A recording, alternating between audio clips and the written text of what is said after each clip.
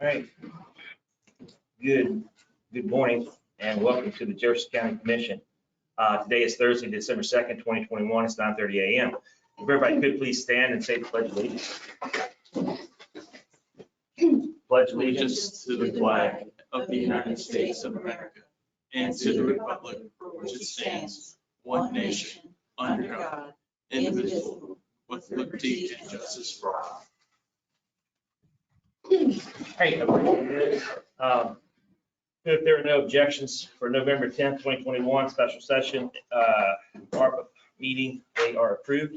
If there are no objections for November 18th, 2021. Sorry, go ahead. Well, I didn't mean to interrupt you saying your motion. I just want to get my hand up. For this, one, okay. Yeah, All right. So are there any objections for November 18th, 2021 regular session? yeah. Okay.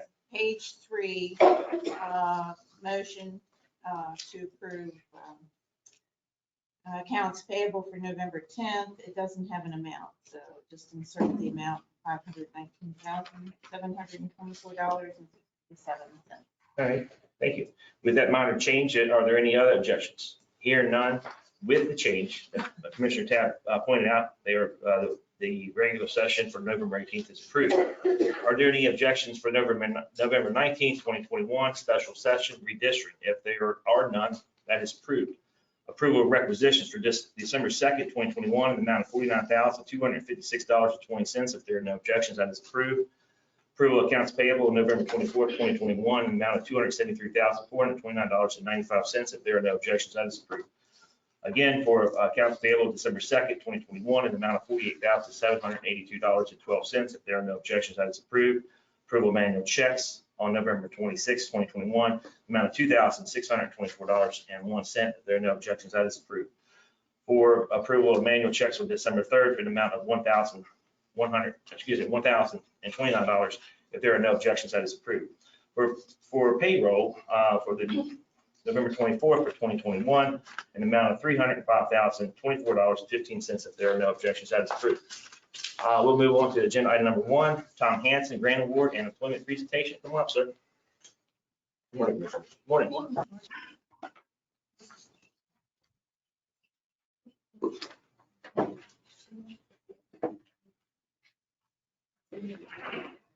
Yeah.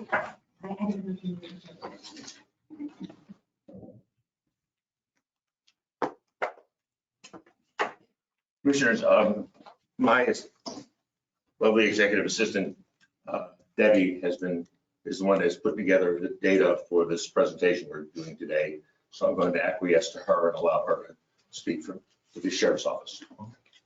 Good morning, Commissioners. Well, first off, we do have the grant award. The Sheriff's Office has received notice of the award to continue the funding from the JACK program for the PRO grant. This is for the placement of a PRO at Jefferson High School, and it is for $15,000. The remaining funding is provided in part from the Board of Education, and the rest of it comes from the county. So we're just seeking the Commission's approval and the authorization for the President to sign the documents. Okay. I'll move to accept the grant award from the Justice Assistant Grant and authorize the President to sign the documents. A second. Oh, there's a motion and a second. Any discussion? All in favor, say aye. Aye. Motion carries unanimously. And I'm sorry, I did not ask, is Commissioner Jackson online? Oh, we're checking right now. Okay, all right, well, She's the one, we're just checking to see if she's a panelist. gotcha, okay, good, all right. Go on, man. So as I'm sure everyone is aware, law enforcement agencies across the nation are experiencing hardships with filling vacancies within their departments, and Jefferson County Sheriff's Office is not alone. We did have a unique situation with our last testing where we did not necessarily get to advertise as we normally would, but we only we had a list of 9 people who were going to attend our last testing. 2 people showed up, 1 person passed the physical agility test, so we only had 1 person take our written examination. So that was unheard of for us. So we thought, let us take a look and see what's different, what has changed besides for just, that nobody wants to be a law enforcement officer anymore because of the current climate. So we wanted to share with you a little bit about the process that they have to go through, and then what we're up against locally being able to hire. So the Civil Service Commission is contacted to schedule a written examination. We advertise for the testing. An application is submitted to attend the testing with a deadline of at least 2 weeks prior to the testing, because the test has to be submitted from the state or requested by the state. So we have to give them time to receive the request and get us the booklets. So the applicant must then successfully pass a written and physical examination. They must complete a 29-page personal history statement and submit any requested documents within approximately 1 month from the day of testing to continue on in the process. The applicant will then go through an in-depth background check, polygraph, psychological, and medical examinations, as well as interviews. And they have to also fall within the top 3 names for us to even be able to consider them as a person we can hire. So promotions work in a similar format. All those eligible to test for the next higher rank have to take a written test. Their test score is combined with their time in service and time in rank, as well as the average of their last 2 evaluations to form a final score. And we must promote based upon who has the highest score. So it's just important for you to know that, because it makes it so we can't really predict who's going to be the person that will be promoted when we're setting up our budget from year to year. So here you will see the salary comparison between us and the area departments. As you can see, we fall below the starting salaries of every other local department. This is Jefferson County Sheriff's Office, Ransom PD, Charlestown PD, and Berkeley County Sheriff's Office. So the exception is Berkeley County, because they have a starting range. So the very beginning of their certified starting range is $47,120, which is a little bit below us, but they will take your experience into consideration. So their certified starting salary can be anywhere from $47,120 to $51,692. So that makes them so that they are well above our starting salaries. So to better understand the numbers behind that graph, our uncertified starting salary is $44,183.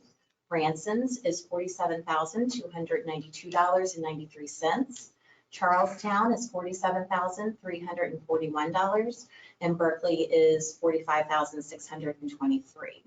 Not on the graph, but also above us is Martinsburg PD, whose starting salary is $45,924, and they provide a $3,000 sign-on bonus for certifieds, but not a different starting pay for certified. So that's why I didn't put them on the graph, because everybody's starting salary is just the same. Can you, I don't want to, sorry to interrupt, but what's the difference between certified and uncertified? A cert is somebody that's already a law enforcement officer. Okay, they don't have to go through training. Yes. They've been to the academy. Yes. Right, okay, I got you. All right, thank you. So when we, so for certifieds, our starting pay is $47,833.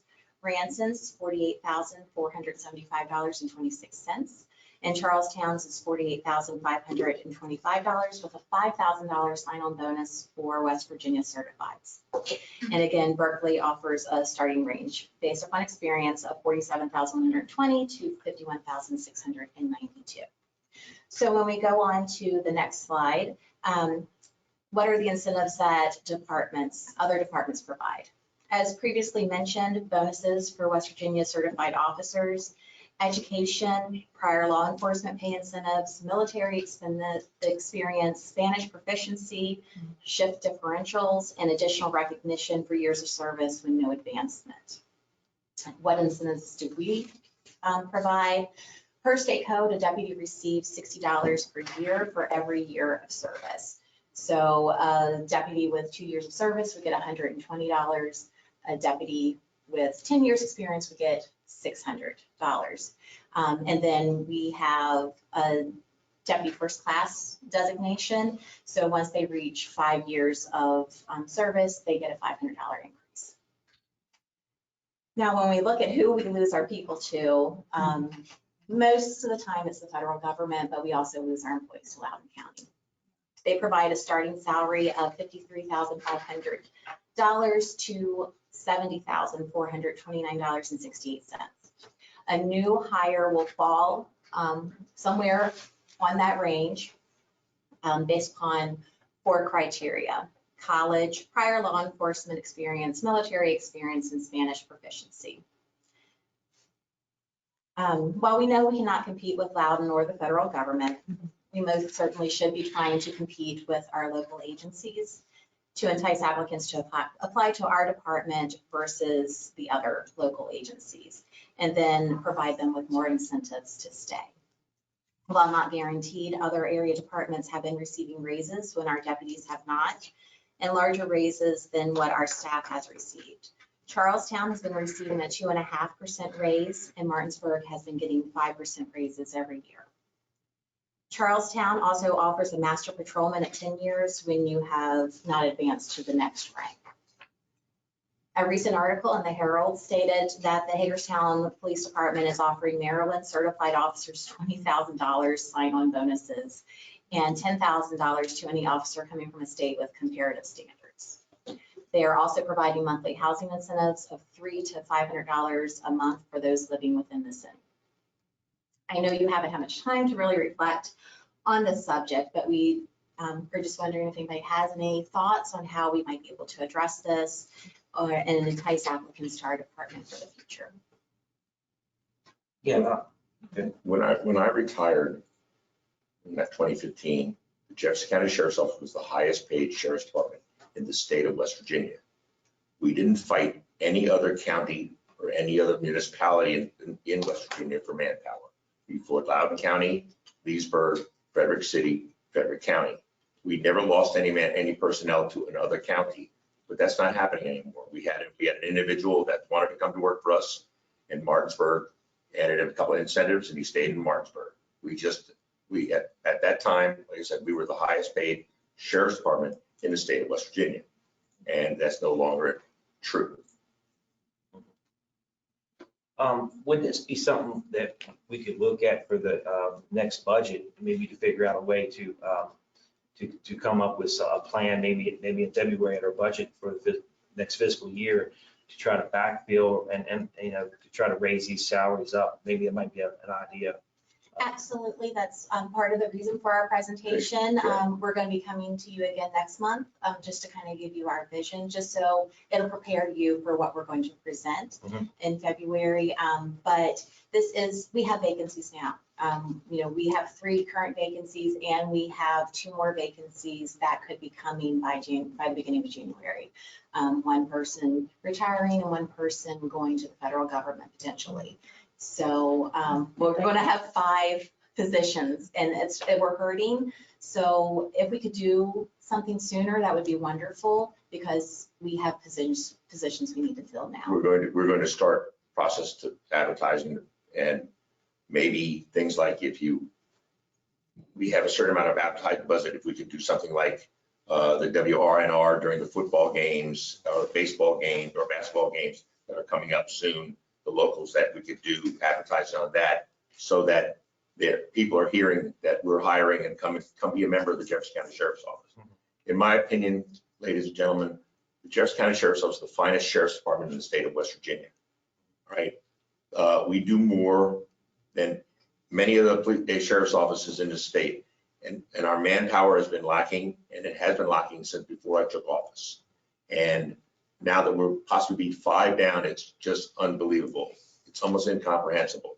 When I took office, I had the deputies put them in sectors. They stayed in those sectors. They were answering calls, and I'm hearing nothing but that we see your guys everywhere, which is something they weren't doing under my predecessor. They were what they would call a responding agency. They sat in the office, the call came out, they went to the call, came back, sat in the office. Now they're out patrolling, which is what they're supposed to be doing. But when I put a minimum of 3 men on a shift, you got to realize 3 men for 212 square miles is nothing, but that was my minimum. And right now I'm having to pay overtime in order to cover the 3 men, the 3 personnel. It's just gotten to be almost inconceivable how low our manpower is. And it's got nothing to do with me, it had nothing to do with it. It has other opportunities came up, and we lost some because of other reasons. But the point is that when you guys the commission granted us 2 more positions, we already had one. We were in essence 4 down. You gave us, because of attrition, thank goodness, granted us 2 more plus the one we had. So we're 3 down now, and we're, like I said, and we're working on it, but we could be 5 down by the end of January. And when you have 19 patrol guys patrolling the whole county, I have my lieutenants out patrolling now because they just don't have the manpower. So thank you for listening, and Yeah, unless anybody has anything else. It was a great presentation, and let's try to work forward to a good plan so it makes you all competitive. So, Well, thank you. and you read a lot of numbers, and it would be good to have those down on a sheet so I can, Yes, I will understand definitely get you what- those numbers out. Yeah. I just, no, I understand. A concurrent pathway. Sandy, when are we meeting with our state delegation, our legislators?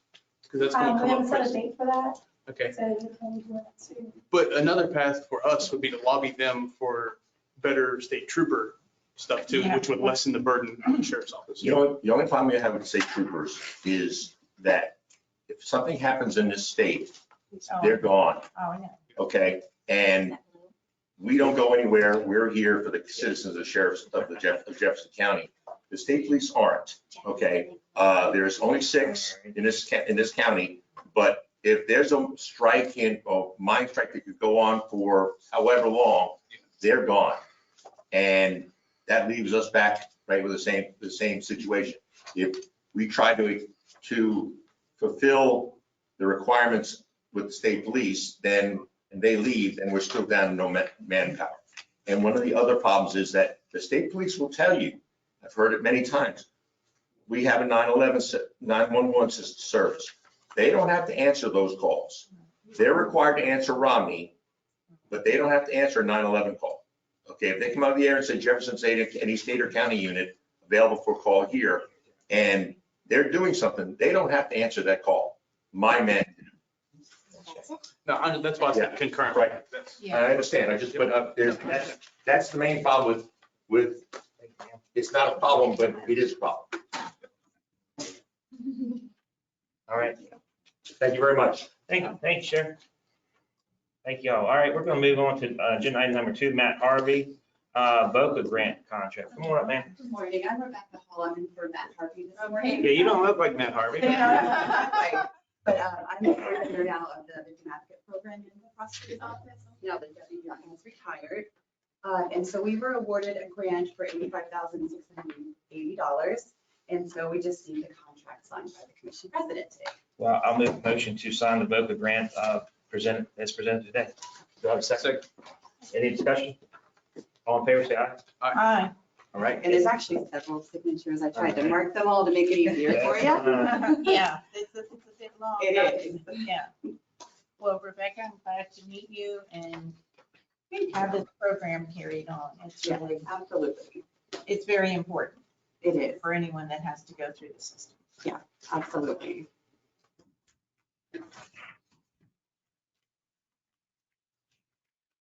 And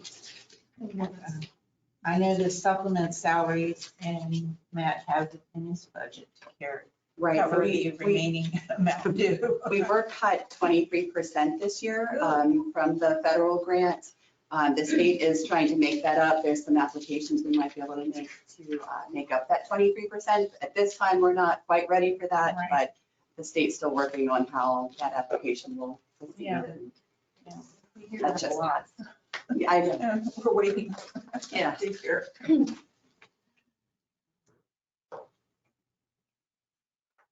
There's a ton of signatures, yeah. Yeah, I don't know, this many signatures on my mortgage, but yeah. Yeah, my first drawing's in this, right? Right. Okay, that's fine. All right. If I missed anything, I got them all, but if Okay. you let me know, I'll run over. and Thank you very take care much. of it.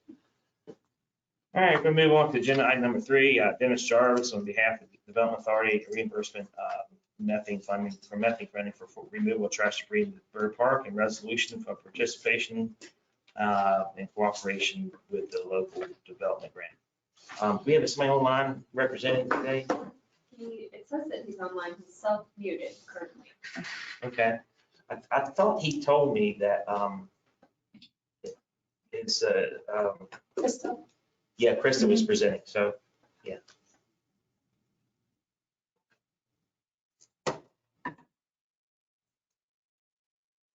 I don't see anything down. We're not ahead of time.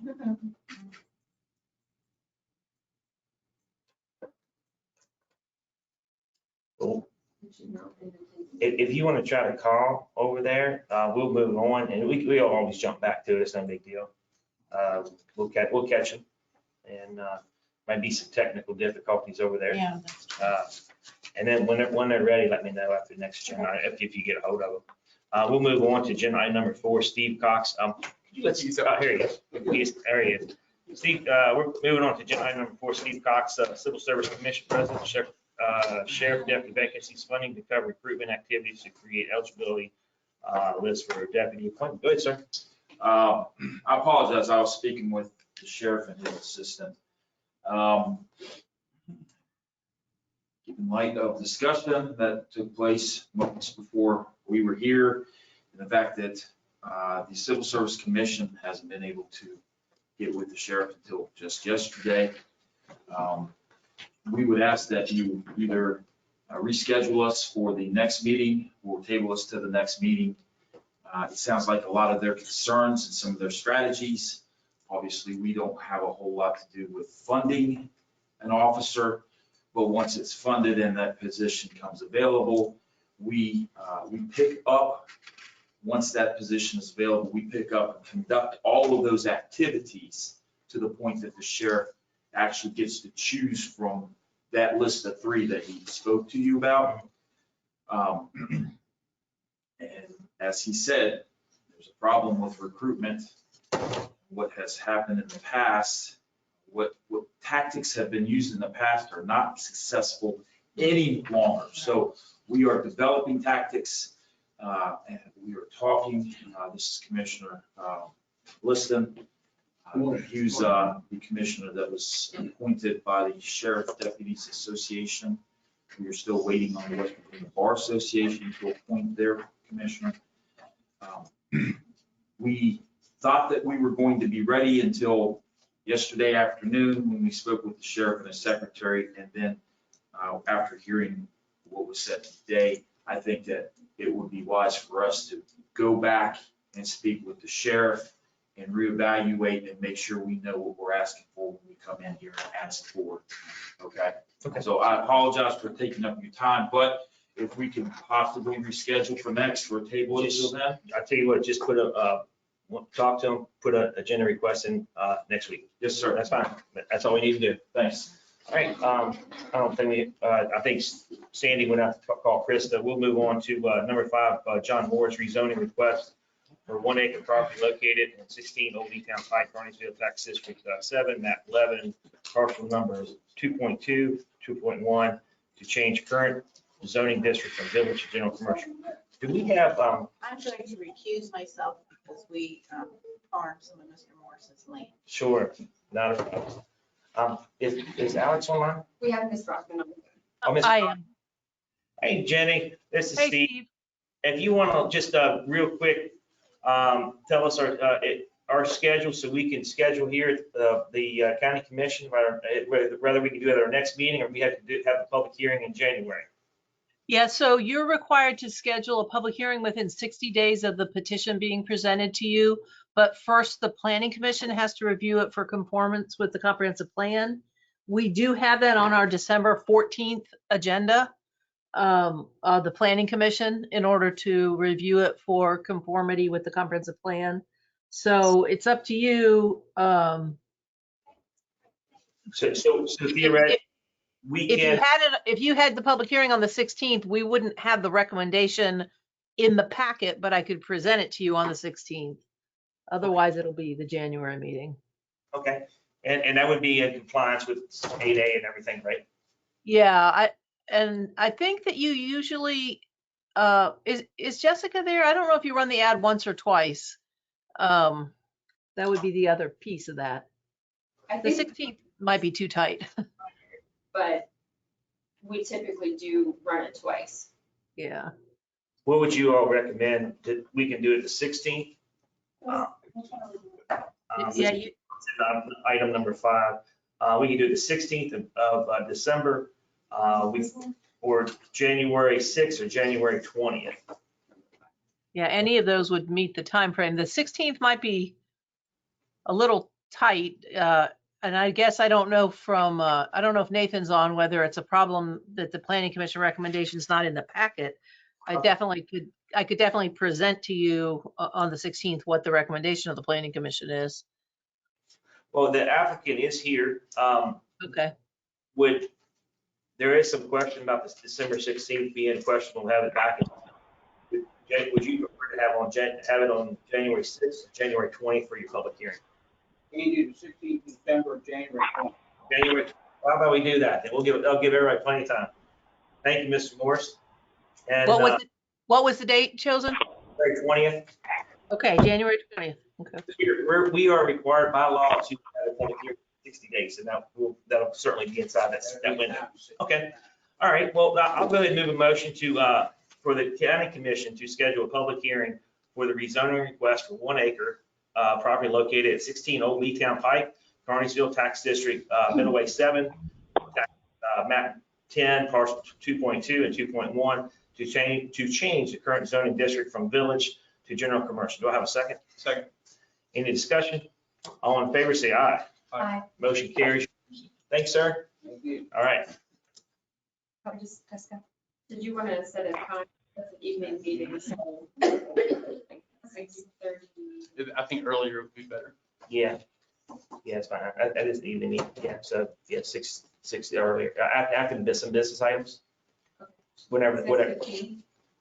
We start at 6, right? So, when I say business items, I'm like, if there's anybody that kind of have the schedule set up right now, like the business items like grants and stuff, put those first, the quick items, then we'll run it to just like how the schedule set up now. Does that make sense? But I think we actually work time. Oh, do you need a hard time? Yeah, so they know to be here. Yeah. I'm with you. 6:30, Yep. that way all. 6:30? Okay. I think so, yeah. It's a Okay. legal advertisement, so you gotta have a time certain. All right, well, I'll amend the motion to include the time to be at 6:30 on the January. Okay. Any discussion? Oh, and second. Aye. Say aye. Aye. All right, there we go. All right, thank you for that Sorry, clarification. thought you all were done. Well, we were just, so we sort of, did we get a hold of Krista? Yeah, Dennis is the one Okay. who's self-muted. She said that he is prepared to do it, but we're just trying to get him. No, I'm here. Hey, Dennis. Hey, sir, go ahead, man. What I'm sorry. Chris, can you hear me? Yes, sir. Okay, I don't want to take up much of your time. I didn't know y'all could hear me. First and foremost, we're just asking for reimbursement for the items that we needed. We found we have an illegal dumping we had to take care of. We presented you all with the receipt, and we had paid for it. We're just asking for reimbursement from the office for the from coal bed methane, if that's acceptable, agreeable.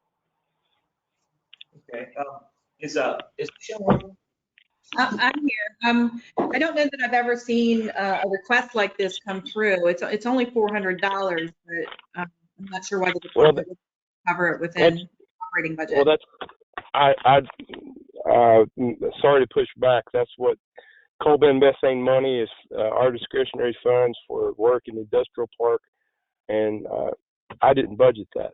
So it's kind of, that's what we have those set aside monies for. So I thought this would come out of doesn't the development authority have a park maintenance budget? And to me, that makes sense where the money can come from. Unless you don't have any money at all. I mean, that was different on the legal fees. This is something else, I think, that she. I'm only following protocol for what I inherited. This is what I was told we do when we have any reoccurring maintenance in the industrial park. And if I'm If we were wrong, I apologize. First up. Yeah, that's, news to me. Okay, so where would be the recommended place or how to fund this, or at all, this bill? Well, I thought there was a park maintenance fund. I mean, I know you have to do mowing at times, well, we had the whole mess with the sinkholes and all that stuff, so.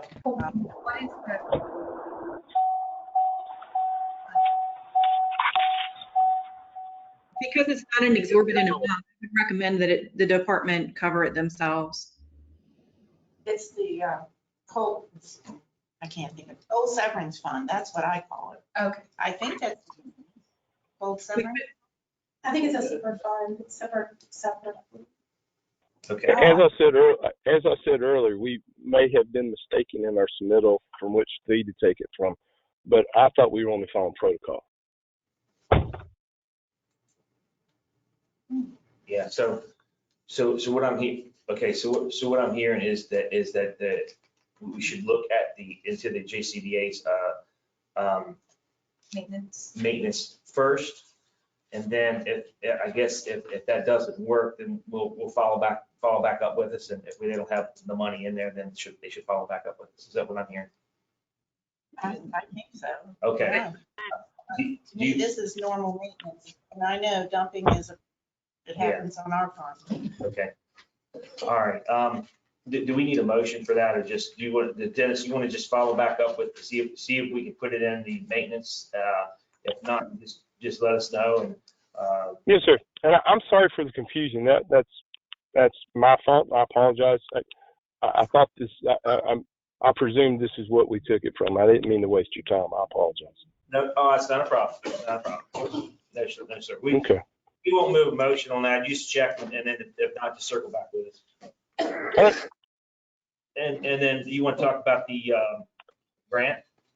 Yes, sir, I do. We've prepared a resolution. We'd just like you all to read into record. This is our ongoing local economic development grant. This is our state match from West Virginia Development Office. It's $22,727. And part of the authorization you all have continued since 1979 is verifying, providing an attestation that we are your designated lead economic development organization for the county. This is just part of the criterion for us to continue our drawdown monies. Okay. All right. I'll move a motion to participate in cooperation with the local economic development grant program. Yes, sir. All right. Do I have a second? Second. Discussion? Good. Question, I mean, I understand this, we do this almost every year, but funds are available from the county. I'm assuming that's what we put in the Development Authority's budget, and that's, we don't need to look for any. No, ma'am. No, this is the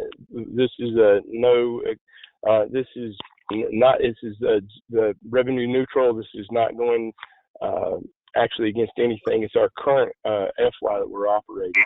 So we're not asking for it. It's just a pass through is all it is. Okay, that's what I thought. I'm just double checking. Yes, ma'am. And I appreciate the question. All right. Any more discussion? All right. All in favor, say aye. Aye. Opposed? Motion carries unanimously. Thanks, sir. Hey, thanks for your time. Be well, sir. Thank you, Commissioner. We're going to move back to agenda item number 6. Jennifer Myers, Parks and Recs Commission, request for approval resolution authorizing the acceptance of a grant fund under the law of water, under the Land and Water Conservation. I think it's better not. Fund in the state of West Virginia for the construction and the inclusive play environment and playground repair at St. Michael's Park. Fair, ma'am. Well, you pretty much said it all, so. Yeah. So moved. I am just here this morning to ask, so the Jefferson County Commission owns St. Michael's Park. Therefore, any grants that we apply for under St. Michael's has to be approved by this commission. And I just need a resolution to allow us to move forward in applying for the grant. The playground would be placed Here's the Mason Pavilion, and I guess I didn't bring a map. I think there was a map I sent in your packet. Yeah. But the playground will be placed near the Mason Pavilion, which is at the top of the hill across from the amphitheater. So I think that'll be a great location. The current playground at St. Michael's, we have one that is used tremendously. There's a lot of use that it gets beside the community center. And then the one on the top of the hill that's there currently, it's about 30 years old. So this will be able to replace some equipment that's there and then expand the system to be used for, I think the families that come out to the concerts and events we have in that amphitheater field are really going to appreciate having a playground right there at the top of the hill. So explain what you mean by an all-inclusive playground. So our goal with this playground is to do the poured surface. So we hope to not use the mulch if we can get the grant and make it fit into the required amount of money. We would like to do the poured surface. So everyone can have access to it very easily. Right. Anyone that has a mobility issue is Yeah, even though, mulch is ADA accessible, it's just, we don't have there's no playgrounds in this county that have the poured surface seats. So this is a great spot to make that happen. Okay. All right, I'll move a motion to approve the grant as requested by Jennifer Myers, our Director of Parks and Rec. Second. Any discussion? Well, and no, you, the capital and the impact fee funding funds to do that. Yes, ma'am. Yes, and my board did vote on that at their last meeting to get that 50% match. Yeah. And if I could I just want to point out that their grants are similar to that of the Day Report Center, where their funds actually pass through the county and then we send it to the Parks and Rec. That's why you're required to sign the documents. I understand. Good deal. All in favor, say aye. Aye. Opposed? Motion carries unanimously. Thank you. Thank you very much. And Hopefully we'll be back in a few months with good news. Yeah. Yeah. Go ahead and sign in. Yeah. You bring a copy or I'll pull it out. Okay, thank you. Thank you. Ma'am. Thank you very much. All right. All right, we're going to move on to agenda item number 7, Roger Goodwin Engineering, construction bond release and a request to amend law enforcement impact fees. And then after that, we'll move on right to Becky Burns and permit fee. And we'll talk about the permit. So this will be we'll just leave you right there. All right. Yes, ma'am. Right there. We're going to take care of agenda item number 7, 8. The floor is yours.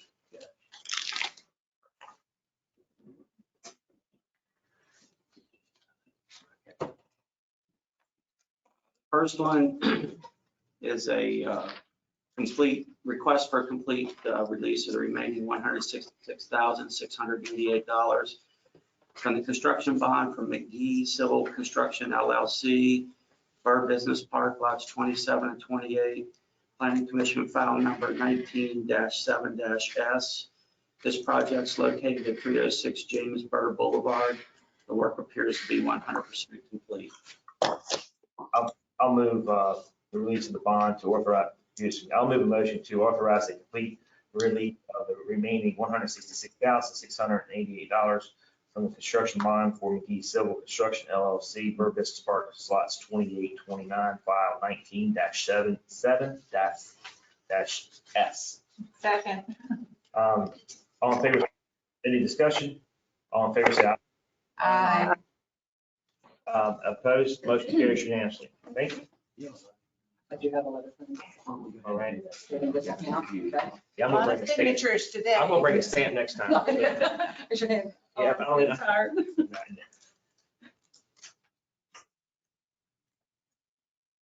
Thank you. Just that. Commissioner Stolper, I appreciate that. Thank you, man.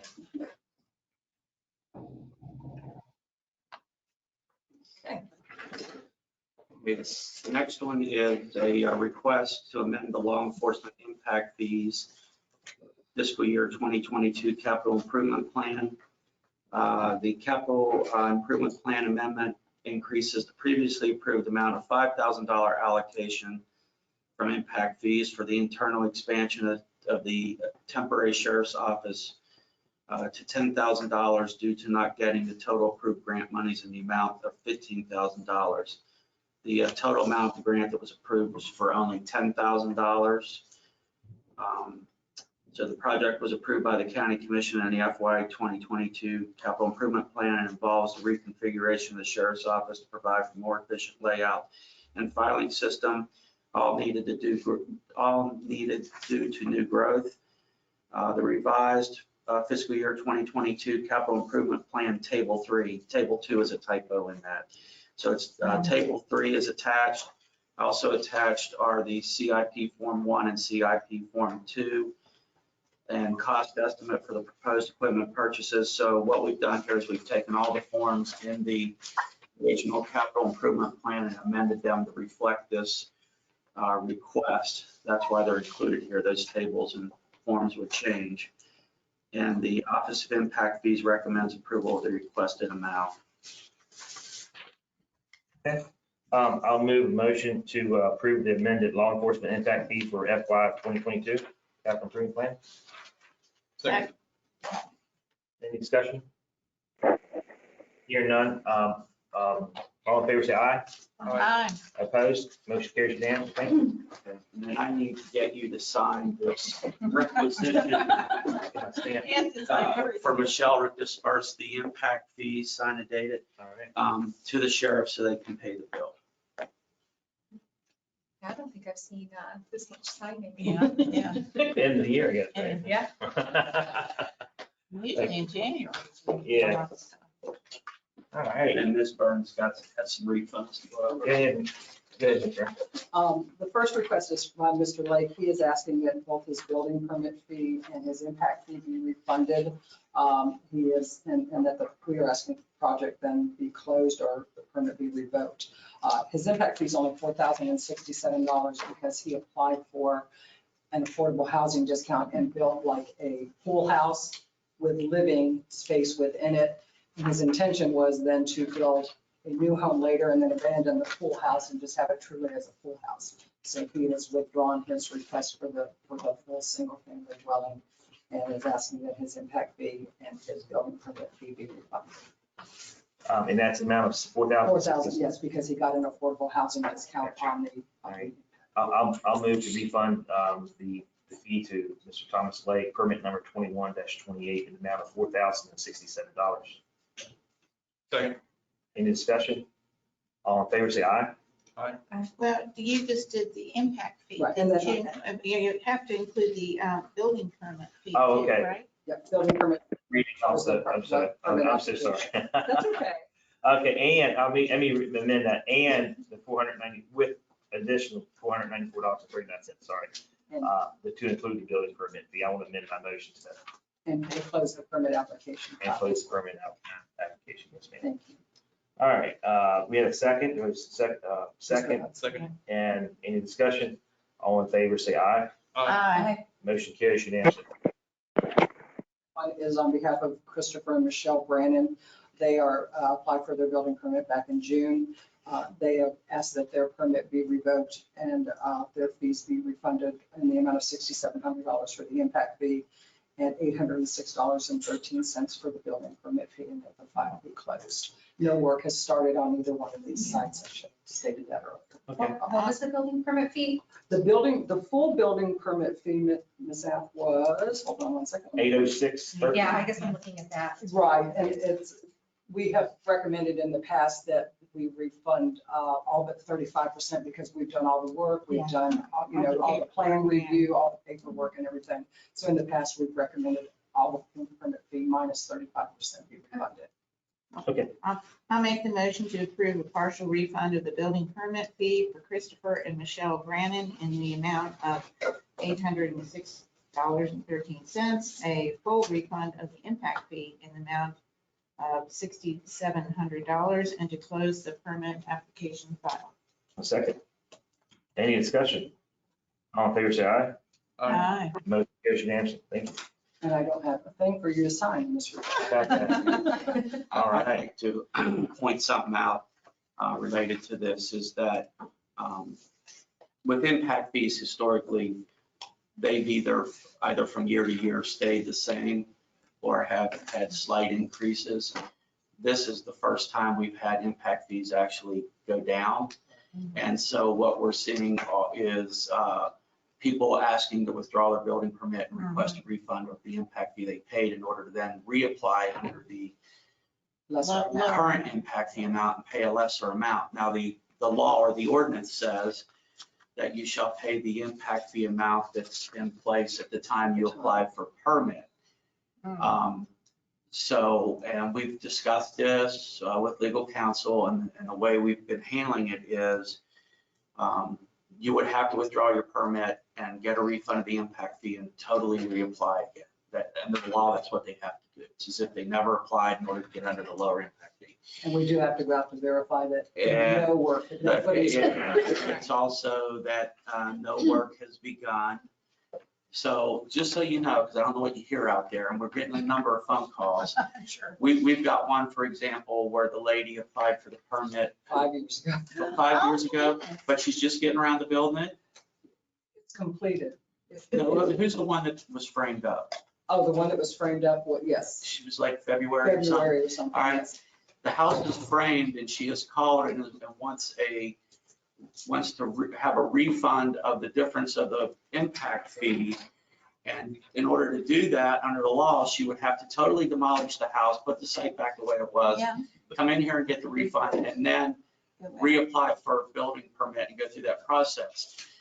And we told her no. So I don't know what you might hear, but the answer is no. If you started construction, you cannot get a refund of the difference or like have your permit withdrawn. The only way you can withdraw your permit is if you have the whole thing demolished and start over. So we're getting that. And you know, and then logically the question is, well, if somebody paid it in February, well, where's the cutoff line? How far do you get back? Can you get back to 2015 and somebody gets a refund of the difference?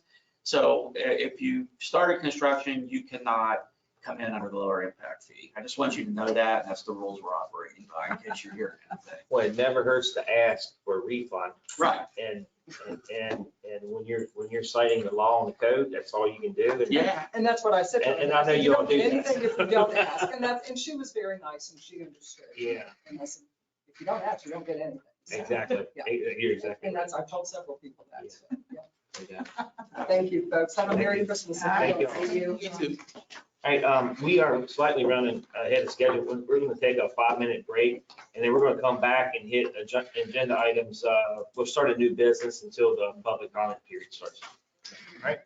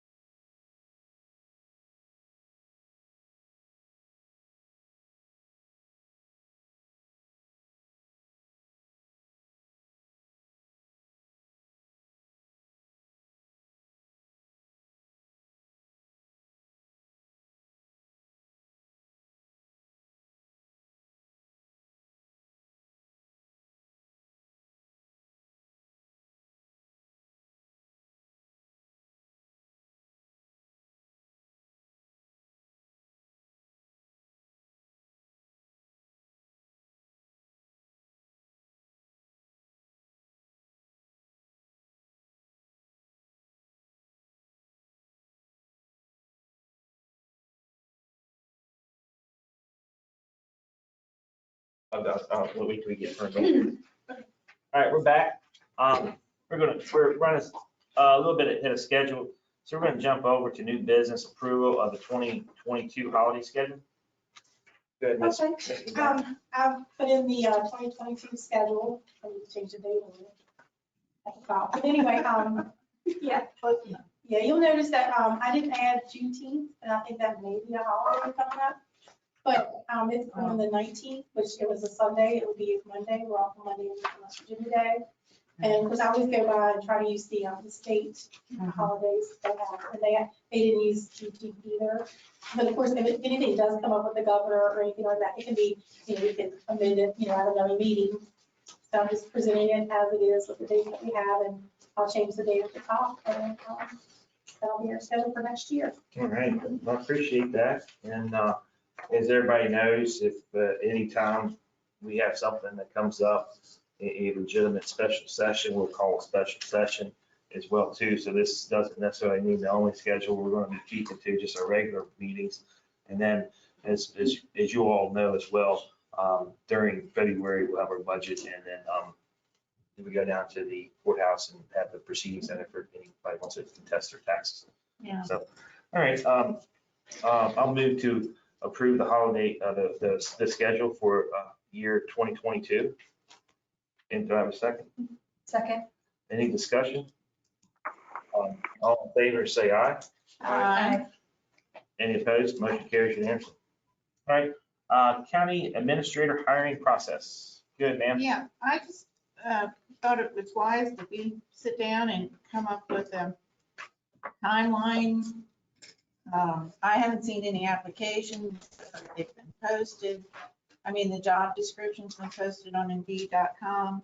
I think we need to all get the same information at the same time. So, and I know Sandy has done this before, so I just wanted us all to be on the same page.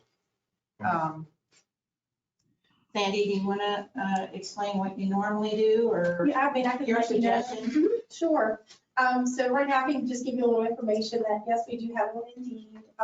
We sent it out on alerts, put it on our webpage. I think people are sharing it different ways. At this point, I've received like 3 or 4 in the mail or an email. And then if you look at Indeed, we've received, looks like 46. Yes, I mean, there's like, they're on there, and we did kind of boost it a little bit because we were doing it for free. So Right. we are doing like just like a budget of $150, because that's basically probably what we'd be paying for the journal. Right. So it helps boost it just a little bit. We did start picking up maybe 1 or 2 for that, I believe Commissioner Jackson, she's also helping with this. She's reviewing them. She may want to speak to that. I can tell you how I've done it in the past. Of course, you can always, it's whatever you want to do. It's just things that how I've done it. I've been told how to, to do it and how to use it. That's kind of the other commissioner's idea. Usually we collect applications. We start reviewing them, have different piles of like qualified, maybe qualified, and definitely not qualified, things like that. Once we get to a point, we'll come up with a decision, like, do we want to like put on the next agenda? I can copy them all, make sure you have them to review, or I can, scan them as a PDF, so you'll have them to review. And then we could just go from there, and then you'll just kind of pick dates if you want to pick the ones like the top 3. Like if you have like 4 or 5, you turn in the names, and then we could interview the ones with the higher, votes on that, and then just kind of go down the line and pick some dates to do interviews. But refresh my memory, when's the deadline to apply? We really don't have a deadline. That's what I was It's been concerned as about. filled, because sometimes you may just keep it open. Okay, so we don't have any qualified applicants. I think we may have several, but we just haven't like passed any out, or, you have to review them or anything. Yeah, I haven't seen anything. I'll just throw this idea out there. Why don't we have, pick a time to have the interviews, and in the meantime, each commissioner have access to all the applicants, and then we each pick 3 to bring in that day. And so we always just have to look at our schedule. So if you don't mind, well, let me make this, so my idea is for you to send everybody the applicants, all of them. And we each pick our. We pick 3. Yeah, definitely. And then we go hit the day and pick a date to do an interview, a special meeting here. So it doesn't conflict with anything else. Right. We'll give each of them 10, 15 minutes, 10 minutes, you think? 10, 15? Usually it's 15 minutes Yeah. because This is a you'll pretty- ask them questions, they'll ask you questions. Yeah, And then prior to that, we'll probably ask you to like, give me some questions that you may want to ask them. Then I can put everything together and pass it out to you so that way you can just kind of have it ready for yourself mhm. if you want to do that. So we're not doubling up on this Yes. question, so, you know. Yeah, Yeah. Because I think it's the date too. Can I just interject just a little bit? I'm This sorry. Commissioner Guy. Oh, go ahead, Tricia. Yeah. A little bit. So just back to what Sandy was saying, particularly with the resumes coming in through Indeed. So we set qualifiers. So the requirements, if they didn't meet the minimum requirements, Indeed knocks them out of being considered. There are people that met the requirements, but they're really not a fit. For instance, there was a gentleman that submitted a 15-page resume. Lots of impressive experience, but doesn't align with what we're really looking for. I mean, I put that guy as a question mark. I don't know anybody that submits a 15-page resume, but I don't know if you all want to see the ones that are questionable. You want to see all of them, or you just want to see the ones that really meet the criteria for the job posting? I want to see all the applicants. Yeah, I do too. I think that's important. And then what we'll do is we'll all just pick 3. They might be, we could essentially have 15 interviews, Yeah, or we could have 3. right. So, but Yeah. we'll just do that. If we could have every single one of, I mean, I'm sure once we see these applicants, we'll make our determination. Yes. And then the only question is, when is everybody available? I know the holidays are coming up to have a special meeting to have an interview. We'll schedule a special for the interview. Well, and we'll have to realize too, I mean, I know we can do a lot of the interviews by Zoom. I'd rather see them in person, but I that may would be too. impossible. But not everybody that we want to interview may be available on that day for numerous reasons, so. Yeah, so we might have to be somewhat flexible and have 2 days. Would, We ought to maybe start with 1. you're gonna be traveling. Yeah, I'm gonna be in Ireland, but I can zoom in, wouldn't be an issue. Okay. Well, if we go in, Internet now. They You do. get it, okay. They have it. if we schedule in like January sometime, having like a month, they should be able to be free for a day. Yeah, Okay. that's right. I think that's good because there's no sense doing it around the holidays. I mean, All right, I'll tell you what, here's just a thought. How about the Wednesday before, right, our meeting in January is on the 6th. How about we do it the day before? And then we can even put on the agenda, have a placeholder for any follow-up questions on a regular meeting on the 6th, maybe? Is that fair enough, or? Yeah. I don't know. You think initially aim for January 5th for the interviews, Yes, ma'am. and then January 6th, if we have any follow-up, maybe go back. And to- we'll put a placeholder on January 6th to some placeholder in case we have to have any discussion. How about Well, we'll we're gonna, figure out the wording between now and then. well, we'd have to give time for background checks and all that on, you know, Absolutely. Or you might just have to set another day to interview somebody else. yeah, right. Yeah, so we'll just play by ear that way. Okay, so I'll go ahead and move a motion that we have all resumes, applicants, applications emailed to all the county commissioners or have access to all of them, and that we set a date of January 5th to interview each commissioner's top 3. Do I have a second? Second. Or any amendment to that? Well, do you want morning or evening? 9:30? Okay, All right. and then I guess one question, so I guess if it's your 3, then I guess let me know, do the 3 as soon as you can, so that I can go ahead and start scheduling stuff. So I'll try to get them to you as soon as I can. Let me know if you want it, like on a flash drive, if you want copies, or if you want a PDF email, whatever, just let me know what you want, and I'll take care of that. So when is the application deadline? Do we have? We don't have really Well, have. We really don't have one, so they're gonna keep coming in, and we Right. did reduce until the end of December. Okay, So, and I can, if I send everything to you, just say tomorrow, yeah. There If may be a anything few that more. new comes in, I can still, Okay, all Okay, right. do y'all want to, would you all like me to amend my motion to include a date for us to let Sandy know which 3 we want? That'd be helpful for her. At the end of December. Yeah. So I can set up with the January 5th so they have time to Yeah, schedule well, it. that's true. How about December 29th? That's a Wednesday? That'll be a week prior to the interview? Yeah. I think that sounds okay. Okay, all right. I'll amend all right. The motion will include us, the county commissioners, to have our top 3 to Sandy by December 29th. The interviews will be on January 5th at 9:30 with any follow-up questions on January 6th at our regular meeting. Right? All right. I'll amend all that. I'll have a second for the amendment. I'll second it. All right. All right. Any discussion? All in favor, say aye. Aye. Opposed? Motion carries unanimously. Thank you. All right. All right, we're gonna move on to number 18, acknowledgement of assessor's additional duties as delineated in code 7-7-6A. And we just need an acknowledgement for that so she can have her extra duties and she can get paid for that. Yeah. Is this, well, I'm sorry, what, can you explain that for a little bit more? So there's like twice a year, she gets extra additional duties, so it's actual extra pay. Oh, okay. And they send it to us and you just acknowledge it and then we file with Virginia Code 7-7-6A. Yeah. Okay, do motion, we need a motion for that. All right. Motion that we, yeah. I'll, Just basically what it says, just you can make a motion that acknowledge of the official duties. gotcha. There you go. All right. I'll move motion to acknowledge of the assessor's additional duties as delineated in West Virginia Code 7-7-6A.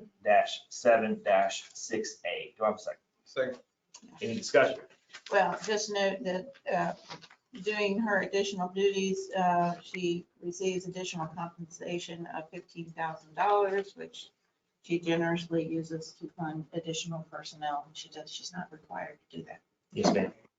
Yes, ma'am. All right. All in favor, say aye. Aye. Opposed? Motion carries unanimously. All right. We are only 2 minutes ahead. Well, I think what, 2 minutes. We want to see if anybody's online and maybe start checking with them to see if we have anybody on there for public comment at 10:40.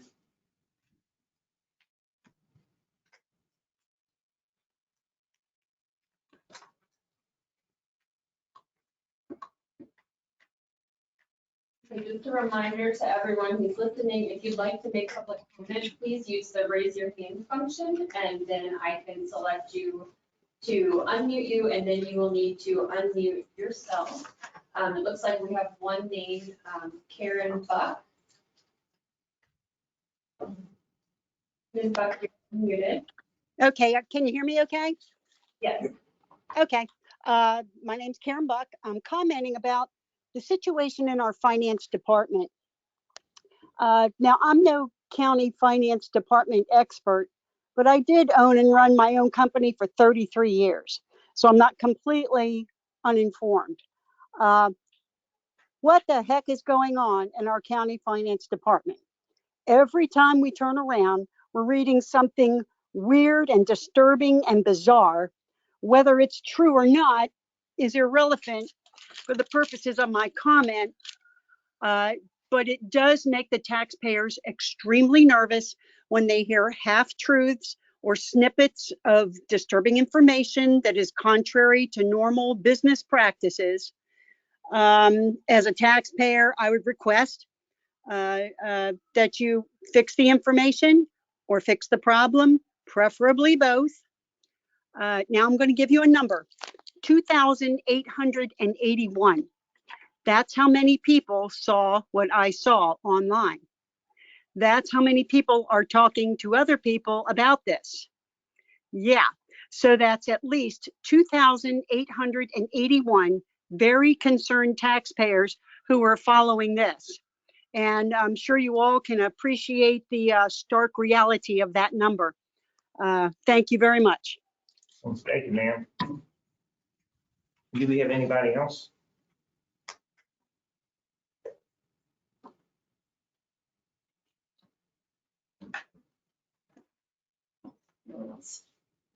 No one. All right. Our next public hearing is not, we have one at 11:15.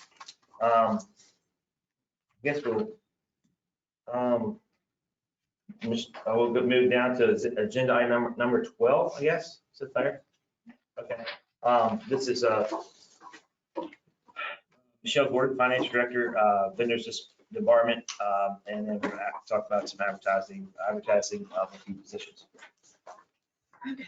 The vendor department was originally introduced on October the 21st, 2021 and continued to November the 4th, 2021. On November the 4th, I was informed that Ms. Milbourne had agreed to submit a letter formally discontinuing services as a county vendor.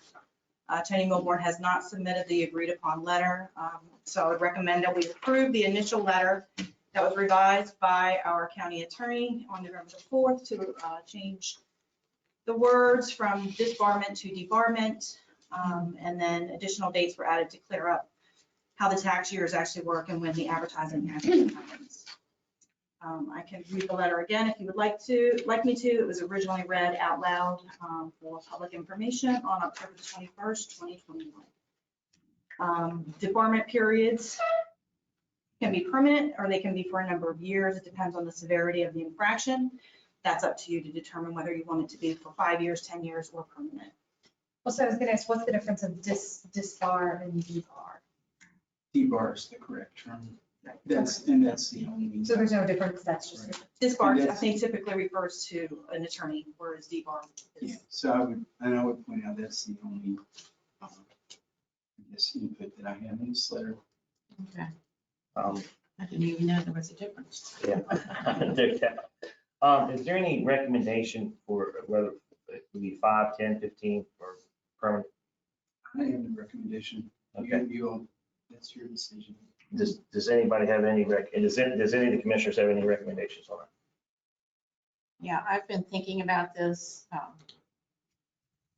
I'm just disappointed in what happened. I think it's significant. I don't think we can let it pass. I don't know what a fair time is, if there is a fair time.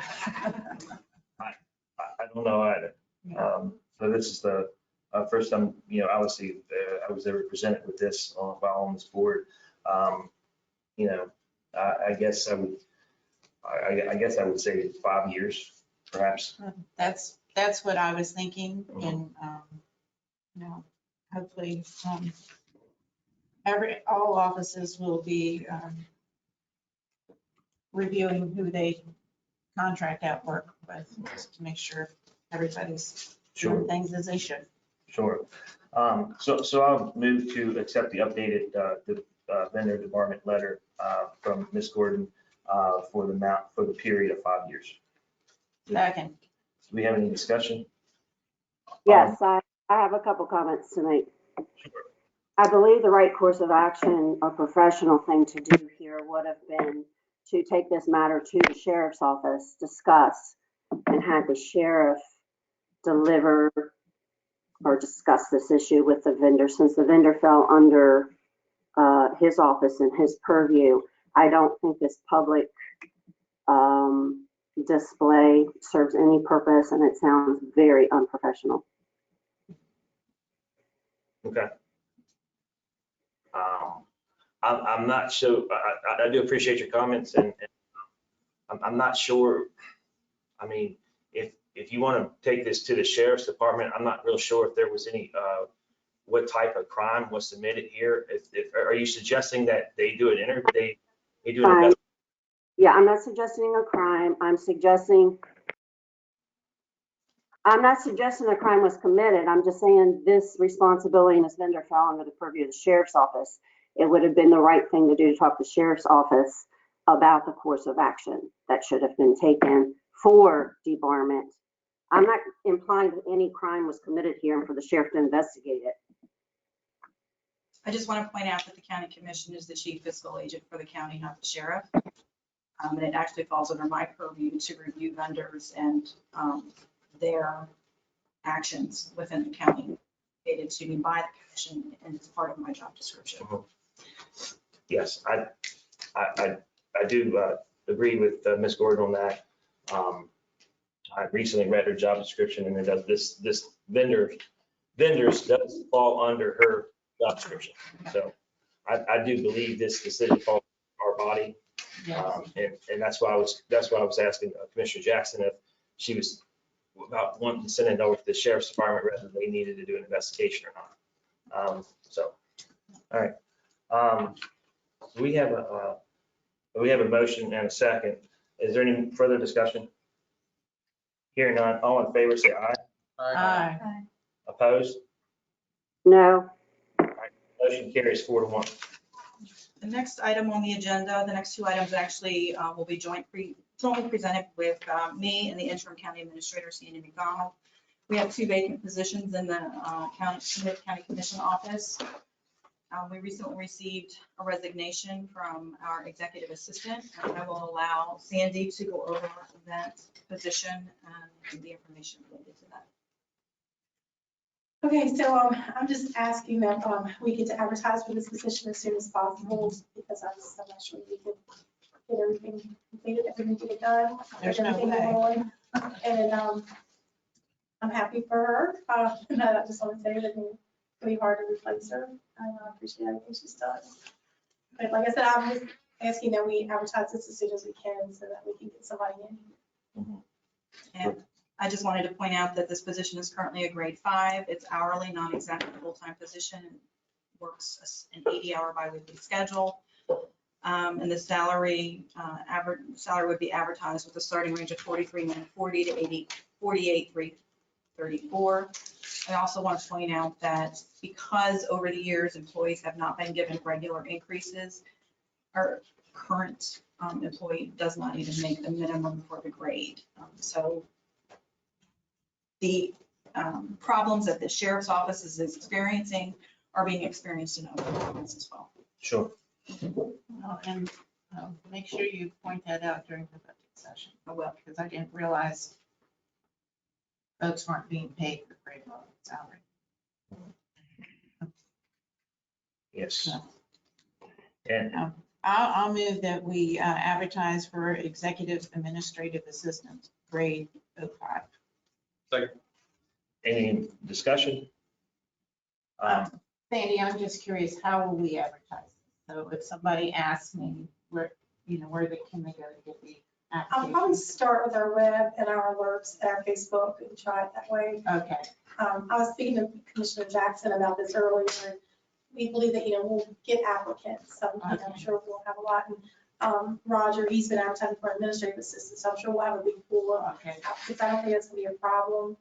It's just I'm gonna need, to get it out there. Right. Start doing some interviews so we can get somebody in here as soon as possible. I just have one thing, because the job description in our packet says it was last dated 6/24/10.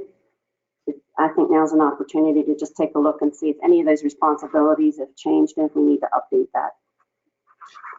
Yes, I'm glad you brought that up. I think my recommendation was to go ahead and advertise it, and then if there's any descriptions that need to be amended, we'll put that on the agenda and do it next meeting. But I think in the meantime, we should go ahead and advertise. But I do hear you. I think some of these old job titles probably need to be updated at times. So, yeah. All right. We had a motion and a second. Is there any more discussion? All in favor, say aye. Aye. Opposed? Motion carries unanimously. Thank you. All right, good now. The next item is the vacant administrative assistant or billing specialist position. The position became vacant on July the 17th, 2021 due to an employee resignation. Since July, we've been filling the position with two temporary employees who are provided by Axiom Staffing. The position is a grade 2. It's an hourly, non-exempt position. It's full-time. It would work 80 hours bi-weekly.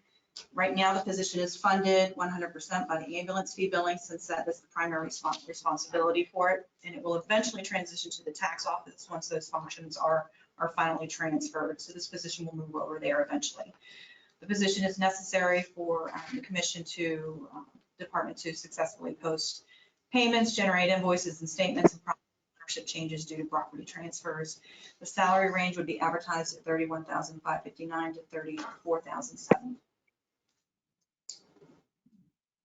Okay. And we'll hire this, once they transfer this will be transferred to the tax office. Correct. It would Okay. transfer when that function Okay. actually goes over. Okay, fair enough. I'll move to advertise for administrative assistant grade 2.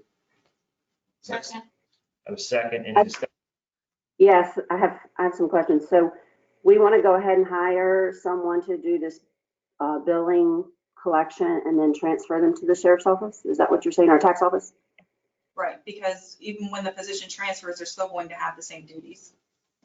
No, I know they would have the same duties. I'm just figuring, why are we hiring this position for, what are we paying in the temporary fees? Do you know, for these two ladies that are sitting in the office now collecting? Well, because they're temporary employees, I have not trained them on how to actually do the billing. I need a permanent employee to train on some of those more functions. Okay, I'm just thinking we should be having a conversation with the tax office since we're talking about transferring this over. And they should be involved in this hiring process. Yeah, several months ago when we discussed transferring that to the tax office, I'm trying to remember who I was in that meeting at the sheriff's office. I know I was there, Michelle was there, Stephanie was there, right? And Ms. Hendricks was there. Yep. And Sheriff. And the sheriff and Chief Lucas maybe, or. yeah, there was a handful of folks there from the sheriff's department. And Ms. Hendricks recommended that once we moved over, she would actually like 2 people full-time to handle this because of the workload. So this position will just be transferred over to her. And when we had this discussion with her several months ago, I can't remember the date, but she wanted 2 people to do the task, what we've been doing here for 1. And probably I would say that a lot of folks in the office have stepped up to help out this person, this admin assistant when they have heavy workloads. Yeah, no, my main concern is is her being involved in the process. If we're going to hire someone in the commission office and train them up and then send them over under her supervision. I mean, she's got to work with that person, that, personalities and all that type of stuff come into play with managing an employee. So it's just my opinion that she's involved in the process. I understand that, but I think this is a kind of I don't know how to explain it, but you've got to be trained in that system. And I didn't realize myself when we decided to do it within the commission office, the job it was to keep everything updated. I mean, the first couple of years went pretty well. Well, we extended it by doing the extra commercial and things like that. Right. So it just It added made it more hard. Yeah, it made it more complex, the collecting of the ambulance fee, and then you have incorrect indirect addresses, returned, late fees, all that. So I think it would be actually advantageous to the tax office that doesn't know the details of what ambulance fee is sending over an employee that has been trained in it. They can hire an assistant, however they want to do it. But I don't think it would be wise to have somebody untrained and just say, go over there and figure it out. I'm not suggesting someone's untrained. I'm just suggesting that Teresa is involved in the hiring process if she's ultimately going to be managing this person. Yeah, I mean. I think it could make sense for her to be involved in the applicants if the end goal is for. Yeah, I mean, that would, Yeah. I don't see a problem including her in the approval process. The interview. Yeah. I guess my question is, are we 100% transferring it over? Well, I don't think we know that, are we? That's something, if we decide that this isn't what we're gonna do, and she needs 2 people, that's our problem right now. We can't do it with just 1 person. I know. So if you're gonna give her 2 people, we might as well just get 2 people and keep it ourselves. Yeah. So there's a thought. Yeah. But we just can't keep what we were doing with just the one person we had. And now we have temps in there, so we have like kind of a full-time temp and then a part-time temp. And it seems to be working well with a full-time and part-time, but the full-time keeps saying how much, and she's not even caught on with all the other additional stuff that they need to do. And they're constantly busy out front. So it's like, if we add more, the full-time has already basically said that there's no way she would be able to do this on her own. Right, no, I So, understand. yeah, so I'm thinking that if Teresa needs 2 full-time, then we would need 2 full-time if we're gonna keep. No, I understand that. So, And my thought was, I thought our goal was moving it to the tax office was so that citizens could pay both at the same place. Yeah, mean, that I think it was that made was- and thought for a number of elderly folks that live here and like to come in town and pay their bills. Yeah. Right, right. I mean, the tax office moved and then I saw people down the sidewalks. Where's the tax office? I gotta pay my ambulance fee up here and, yeah. Okay. Yeah, Commissioner Ted, you're correct, and I agree with all of that. And I mean, I wasn't privy to what Commissioner Stolifer was saying. I guess a meeting had already transpired, and I guess a plan's been devised on moving this billing to the tax office. I know we all agreed to that. I just want to make sure we don't hire someone that we send over to the tax office that's trained, and for whatever reason that it doesn't work out once they get there. I just would like Teresa to be involved in the hiring and the recruiting process with that. No, I think that's a fair statement. I think it's fair to do. So, all right. And we'll just make sure that when the applicants come in, the resumes, that we loop Teresa into those conversations, and she can help review them as well. Okay. All right, we have a motion and a second on the floor. Is any further discussion? All in favor, say aye. Aye. Opposed? Motion carries unanimously. All right, thank you, man. And we're right at, almost at the top of the hour for a public hearing. So we could probably get, we're like 2 minutes ahead of schedule. Yeah. And Mr. Thomas is here. So we'll move on to agenda item number 10. This is a public hearing.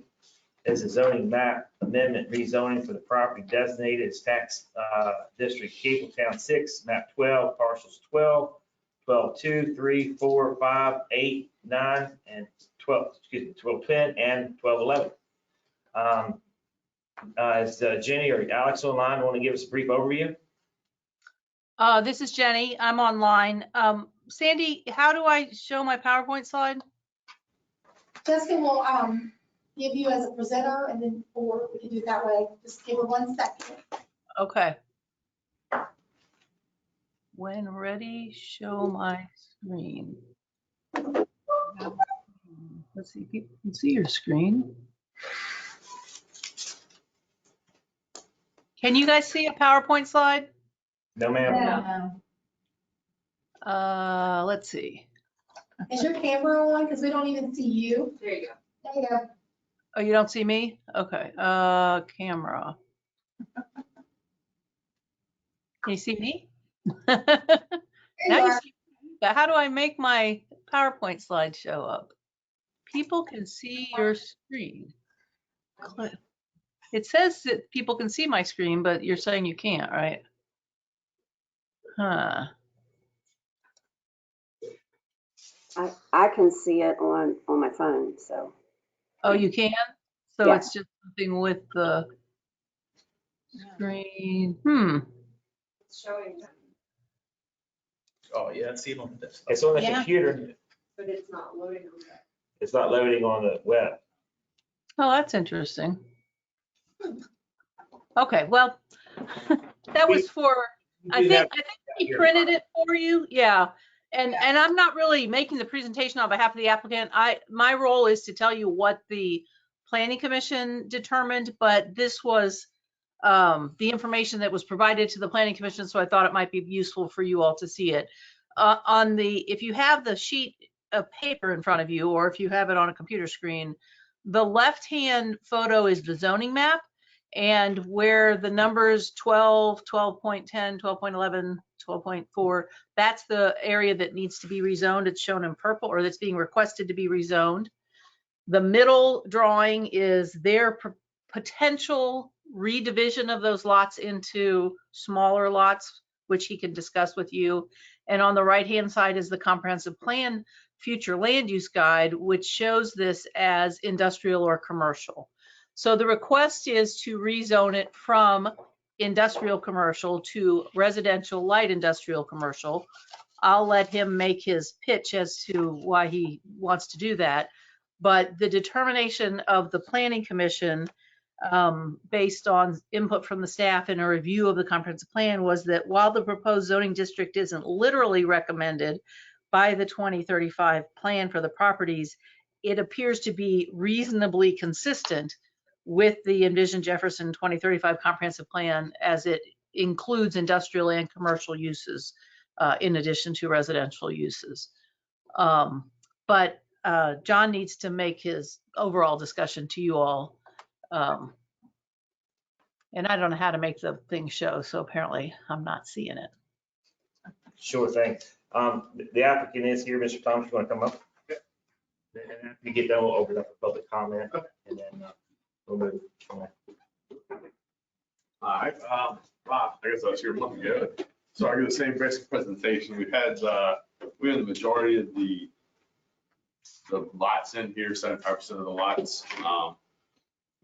We acquired them via just various methods. One, doing work and they couldn't pay us, so we got lots for that. Then when they went bankrupt, we bought some of the lots out of the bankruptcy to try to figure if we have more property, maybe we can make it more appealing to sell.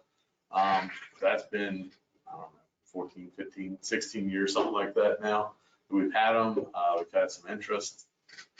Like, come look at it. There it is. But they always have the questions, and it's like the railroad track there crossover, there's no water, there's no sewer, big one, there's no gas lines out there, the access road to it, so we're trying to get any kind of major industrial or commercial use, it's not going to happen. Right. Our vision is to change it, add residential to it, and then create something where somebody can come in with build a house and a shop there together or something. And now you can open up to smaller businesses, maybe a trucking company owner, maybe a welder, maybe something like that, where they can work, build, they can live and work at the same spot, to try to increase its marketability. And then we can divide it into smaller lots, but of course they can always be clumped together if they need more property, or lot line adjustments if you need a little bit smaller, but to give it where we can break it down more. The person in the front left lot, they've never got back with us. The two then there's another couple people that are in the last two lots. They were sort of interested, but then they weren't interested, so I just can't keep waiting. I mean, I got to do something with my 53 acres that I have out there. Now, part of that, if you see the very top, you see a big chunk by itself, actually on one of our lots, the storm pond area. It's actually on the 13-acre lot, so that'll be chunked out and left as storm pond for the entire subdivision still. So everybody, even the other lots, will be able to use that as their storm pond for the facility. So that'll be a common area. And the rest will be back to market, find a new way of marketing. So that's why we're making this request. So it leaves this with the industrial commercial, but it also will add a residential element where you can hopefully increase the marketability of the subdivision. Okay. I just want to be clear that you said you own the majority of the lots. Yeah, we own 9 out of 12 lots. Okay, and I'm assuming and this is a question for Jenny, all the landowners in this area were notified, the other lot owners? No, the rezoning process does not involve notification of neighbors.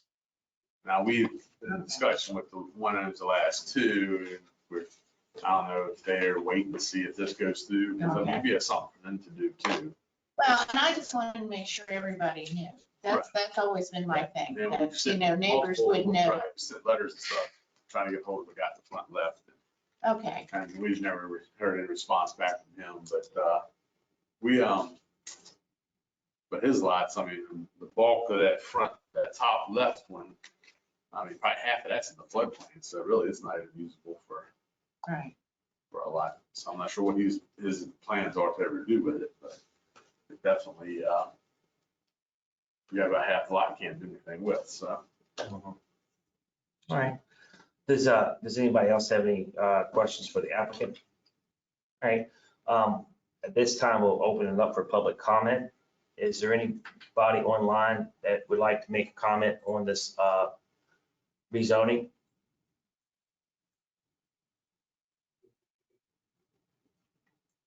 And I see one hand raised, and that's Christine Marshall. Ms. Marshall, you're unmuted now. You may make comment. Yes, I was just, I thought it would be, after listening to the applicant and the discussion by Ms. Brockman, that it would be a good idea to try to reach out to the other owners that haven't responded to the applicant through certified mail, to just let them know what's going on. And that's my only comment. Okay, thank you, ma'am. And that apparently. Oh, do we have any, I'll open it back up. That's all right. Do we have any further comments? All right. Ms. Noland, you can unmute yourself.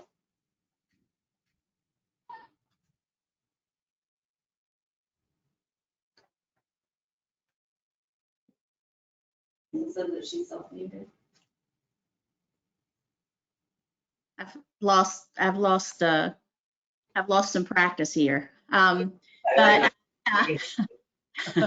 I do want to take the opportunity to make a comment on this. I think it's a good idea. I mean, I think anytime, I think it's a better use of this property than than what it was intentionally or intended for originally in the comprehensive plan. So I just want to say that I support it. I think it's a good idea. That's all I have to say. And thanks for the opportunity for me to be able to say it. Thank you, ma'am. All right. Do we have any further comments?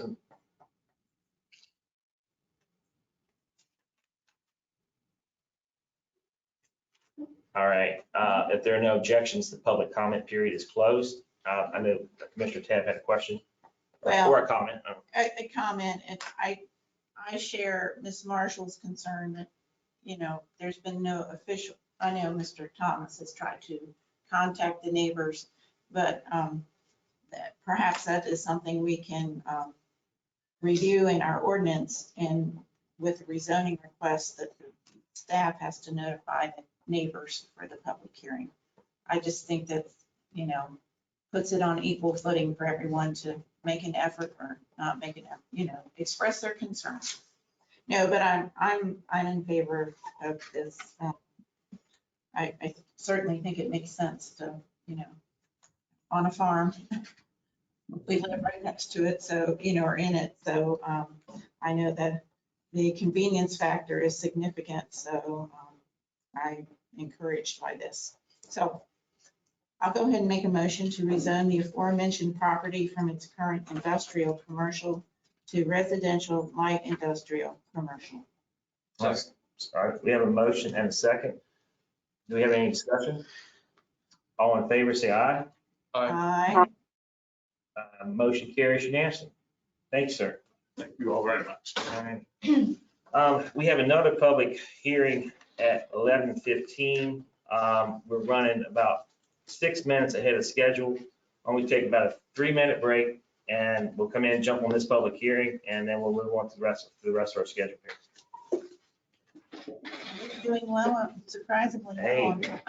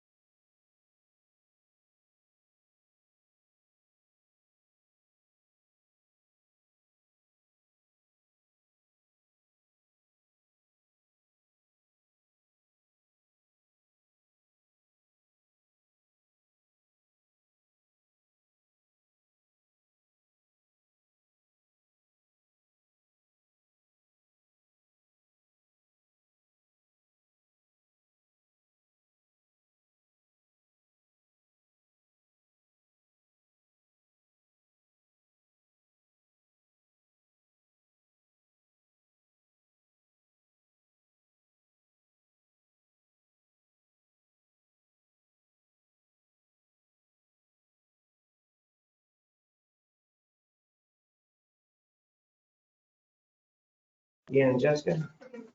Are we good? All right. We're gonna move on to agenda item number 11. 11:15, it's a public hearing. It's a proposed text amendment to the Jefferson County Zoning and Land Development Ordinance, file ZTA 21-01. Go ahead, Alex. Hello. Can you guys hear me okay? Yes, ma'am. Okay. So I'll just do a quick overview of the proposed text amendment. It's regarding the provisions for short-term rentals. As you're aware, we've had an increase in inquiries related to these types of rentals for Airbnbs, vacation rental type operations. And the zoning ordinance currently has provisions under the definition of dwelling to allow for a rental on a yearly, monthly, or weekly basis. And then we have provisions that allow for a bed and breakfast operation, which is an owner-occupied residence where you rent out rooms and you can serve breakfast. But we had this gray area where people were wanting to rent out the entire dwelling, and it was not owner occupied and did not have a caretaker on premise, but also was wanting to or would like to occur more frequently than on a weekly basis. So, 1 or 2 nights for one tenant and then have another family come in. So, so we had the Planning Commission had 2 members of the public petition for a request. One was for more stringent requirements and one was to come up with requirements to allow them by right. So what we have before you today is what the Planning Commission has evaluated. The provisions include a new definition for short-term rental in Article 2, which is simply a dwelling unit intended to provide overnight accommodations to guests for periods of less than 7 consecutive days. And then in addition to the new definition, there will be a new section 8.16 for short-term rentals. And within that section, there are minimum standards to obtain approval to operate a short-term rental. And the process will be a zoning certificate, which is an administrative process. The property owner will submit an application form with a sketch showing where the property is located, where they'll have their parking, and if any signs are proposed as part of their operation. So section 8.16 just has some general standards noting that the short-term rental can be operated anywhere that a single-family dwelling is already permitted. There is a provision in there that says that it cannot operate as an event facility because we have separate event facility provisions. And so if a property owner would like to operate an event facility and a short-term rental, then they'll just have to process in accordance with our our special event facility regulations. And then again, just the zoning certificate process requiring a sketch. And I know parking was a big point of discussion with the Planning Commission.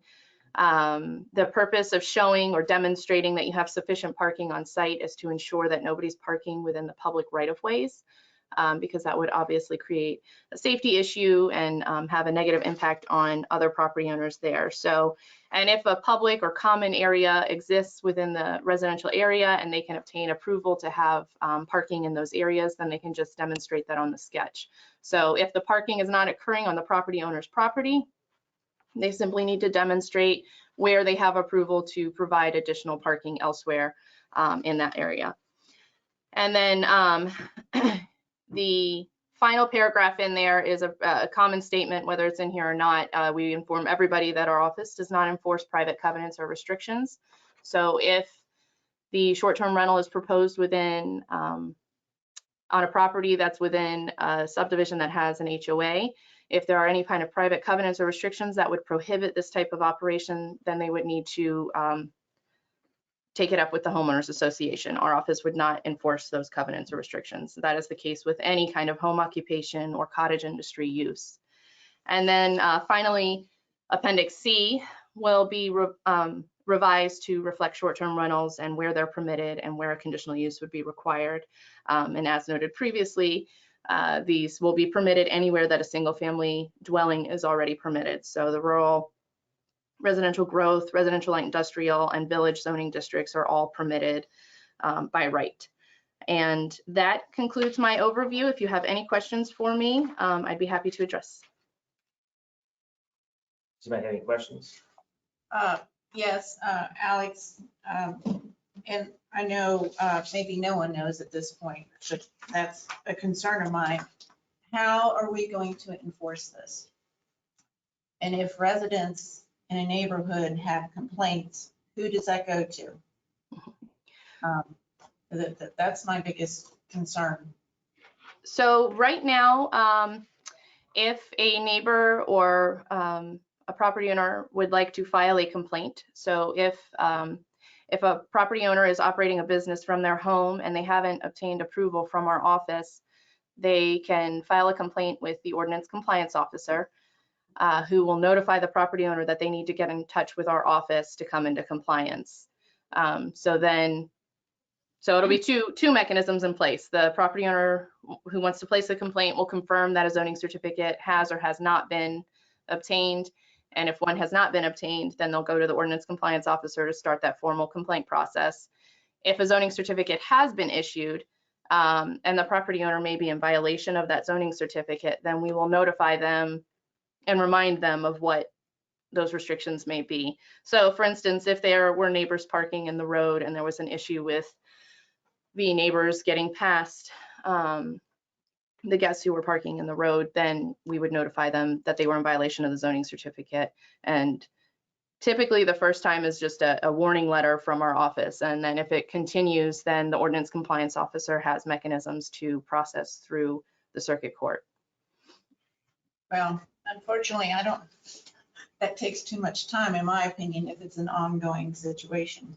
But I know maybe that's the limitations we have now. I don't know if there's any way the enforcement officer can issue cease and desist or anything like that. I mean, if the neighbors are documenting this, I mean, that's the thing.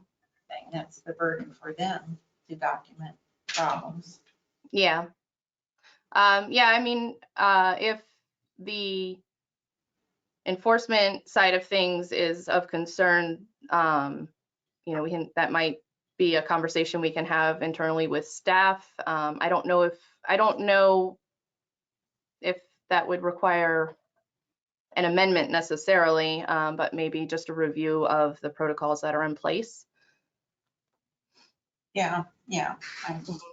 But that's my biggest concern with this, so, yeah. And I can understand. Yeah, I appreciate that. All right, we'll go, this is the public hearing. We'll go ahead and open up the public hearing. Oh, comment. No, you can ask questions anytime. I'm sorry, before or after. And we'll go ahead and open up the public hearing.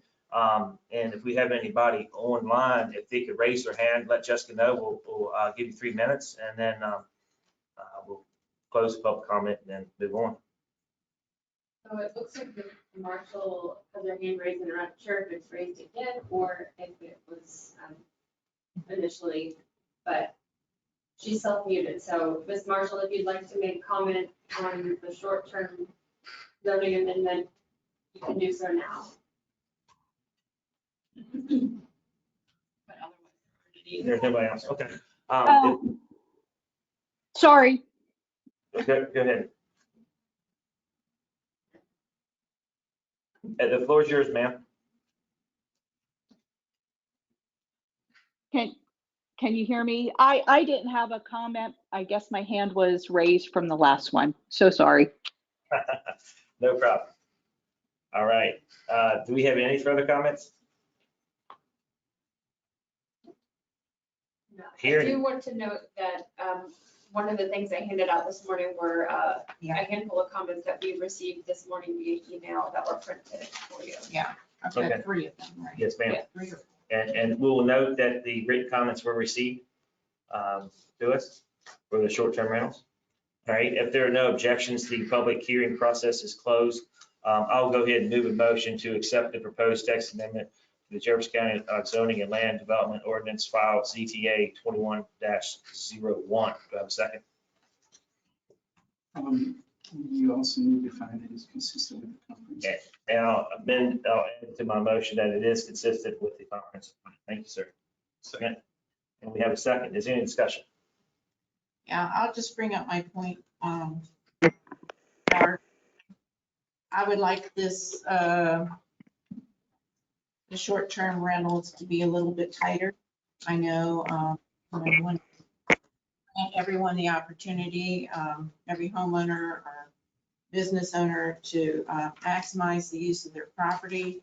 But it's just so open-ended. And I don't think we have the staff or the mechanism for adequate enforcement at this time. That's not, you know, a text amendment, but I think we need to work through those issues before we move forward with this.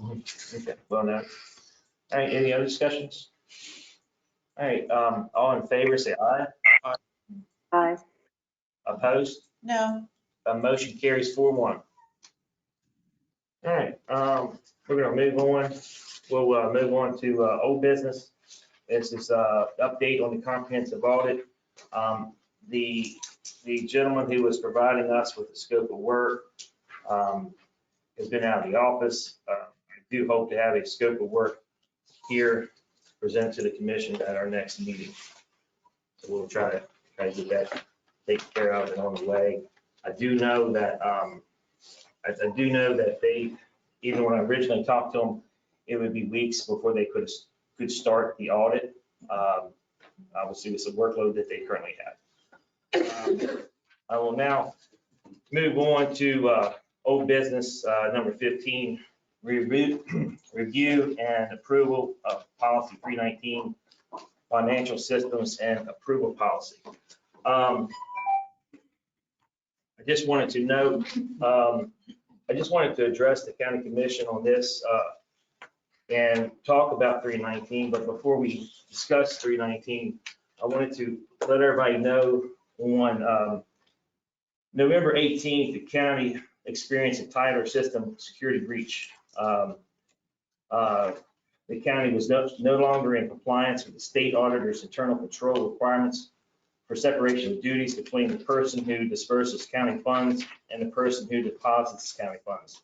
Additionally, the county is no longer in compliance with the federal EEOC ADA requirements that employee medical and disciplinary files, human resource files be maintained separately from the general personal file and payroll. This happened on November 18th. I was made aware of it almost 24 hours later on November 19th.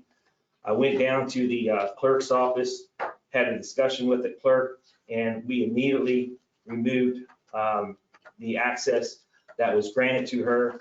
And she still has the, what she was previously, she had access to what she could previously control, which is her financial system, as it was the day before. So I wanted to just bring the county's commissioners' attention to this and what I had to do immediately to have more discussions at this body. And I wanted to ask Ms. Gordon to go over some control modules with our Tyler unit system. Go ahead, ma'am. If you would like, I could actually put them on screen so that you can see them. That'd be great.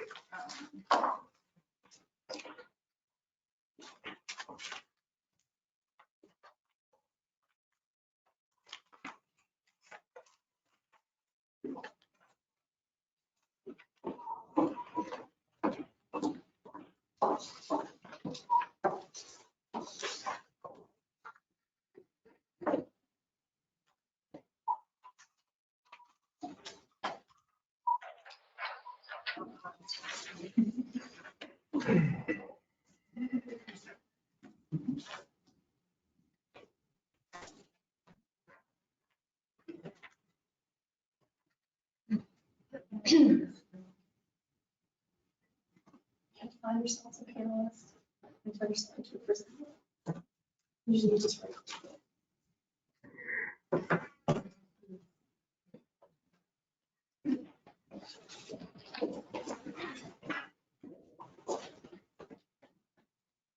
Are you signed in as a panel? Well, I would need to do.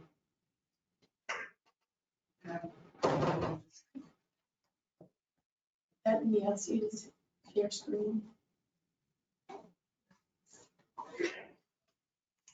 Zoom is so much easier. Just click a button and say, which screen do you want to share? Click on it. Well, I think this is, you know, recording and all that stuff. It's what we need. But I Zoom is know. easier. Well, my daughter is very grateful for it for her international meetings and stuff. She said sometimes you have to work on the time zones, you know, and all that, when to have them, as opposed to flying over to, you know, Germany for a conference. She says, you know, that takes. Oh, can you back jet lag? Yes. Oh, yeah, well, that's it, you know, and they don't account for that in your work hours, you know. You get on the airplane and go over there and maybe have the night before the conference starts. And then-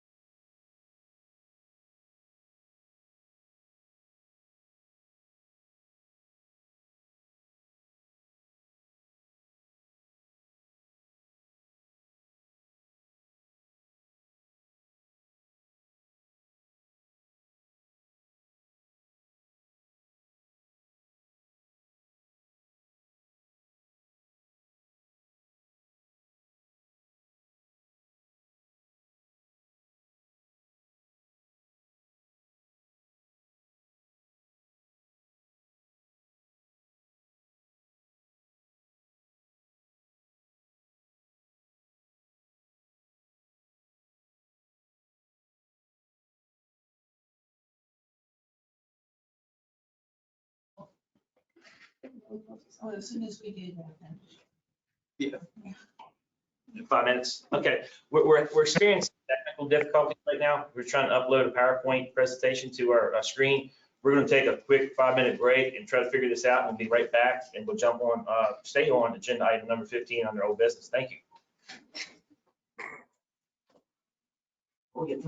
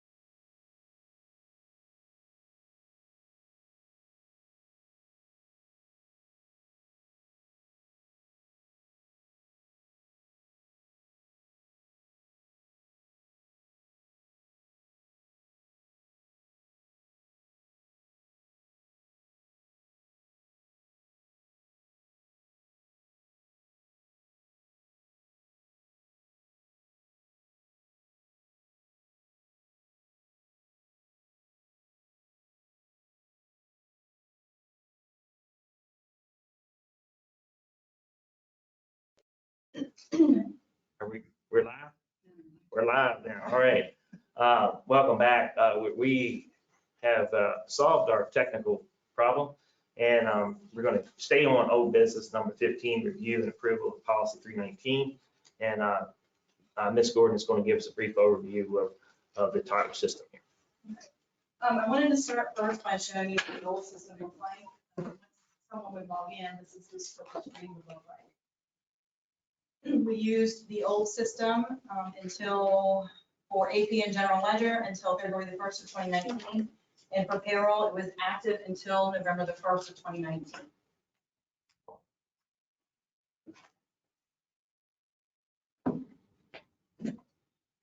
This is a list of the authorized users for the old system. You can see we have Angie, our assessor. We have some of our new employees over in the clerk's office. We have Betsy Nelson.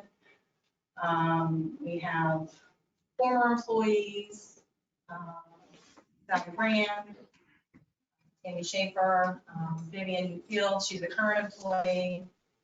What I don't see is a login for Jackie Shadle.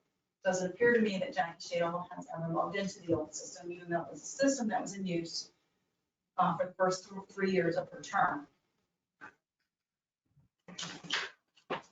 Now, once you're in the old system, had she had access, this is what it would have looked like on the budgeting and accounting menu. She would have access to transaction processing, check processing, reports and inquiries, master file maintenance, month-end processing, budget and accounting, period setup, year-end processing was usually done by me. Budgeting and accounting period setup was usually done by me. So these are all of the things that were available to her in transaction process or in budgeting and accounting. Under transaction processing, this is where she would process new vendors, process accounts payables, process any journal vouchers or journal entries, any credit memos, things like that, journal entries. Reports and inquiries, they're pretty much just standard accounts payable reports, purchase order reports, financial reports, and those reports are available also in the new system. Inquiries, to look at an account in the old system, you actually had to have the account numbers memorized and type them in. And then once you found an account that you wanted to look at, you can drill down on it. History, once you drill down on the actual transaction detail, you can see that this transaction here is the first quarter installment payment for our workers' comp insurance. And then if you look at the detail, you would see who the actual vendor was, what the payment was, and what the payment invoice that was used to pay it. To see a copy of the actual invoice, you would have needed to contact either the originator or Vivian accounts payable. All the invoices for payments. She got copies of all the checks as well. This is how the old system looked, and there were really no control. Check inquiry was pretty much the same. These are all the inquiry screens.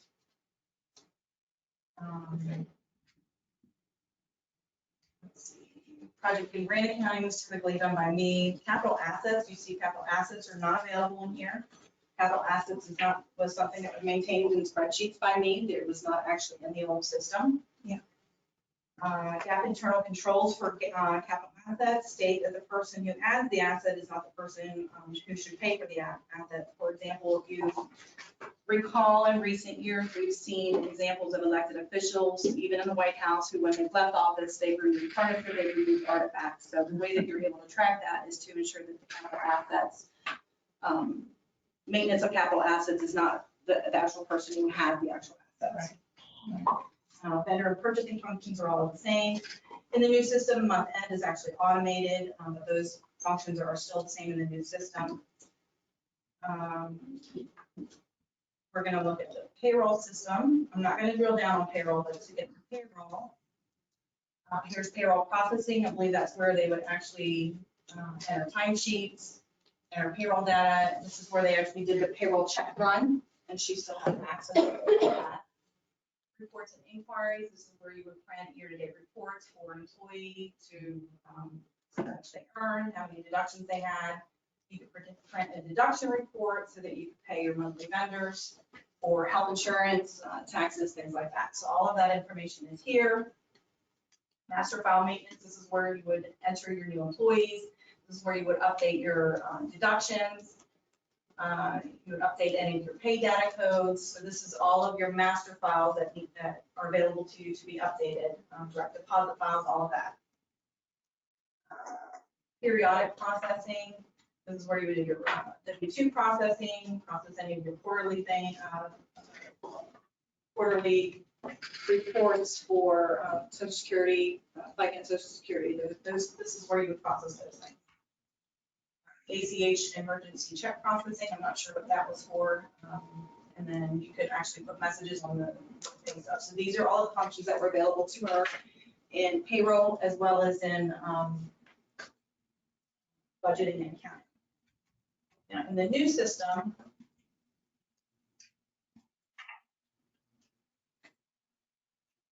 I'm going to log off and I'm going to log in with a role that actually has the same security as the county clerk.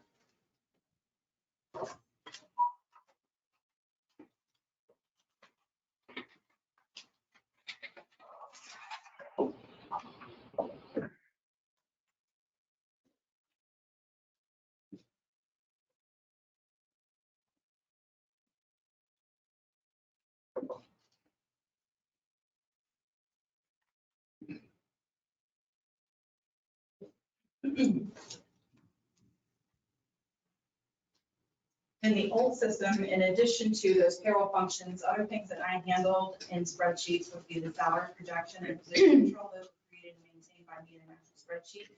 And I did that during the budget process. The budget was actually done in spreadsheets. Commissioners who were here back before Tyler, it was all done in spreadsheets that I distributed to departments, and then I would hand key the final budget into the system at the end of the year once the budget was completed. You could see in the old system that there were actually no disciplinary files, no employee evaluations, no medical records related to employee leave or FMLA certifications. Those files were maintained in paper copies in the county administrator and commission office. Federal, as mentioned earlier, federal EEO law requires that those files be maintained separately from payroll files. Additionally, the county clerk did not have access to personnel files maintained by other departments and elected officials. They do have their information uploaded into the system now. So for example, disciplinary actions for the assessor, for the circuit clerk, all of that is in the system now. And she's never had access to any of that information. It actually took us about 2 years to get 2 of our elected officials to actually come on board with putting their information into the new system. So it was quite shocking to them when they heard that we had had a security breach. One of them has indicated that if her employee files are not secure, she would remove them from the system. The new system. I think that's the biggest concern for electeds, that their employee files remain confidential. And then you'll notice in the AS 100, there was no ambulance fee billing, there was no assessment data. She did not have access to tax bills, real estate, personal property tax bills. She had inquiry access. Everybody in the county has inquiry access to all of those. Ambulance fee billing is actually processed in a separate system. This is actually how you look at reports in ambulance fee billing is in this system. Yeah, they created something. The old, in the old system. Yeah, right. Dog licenses are also just part of the same system as this.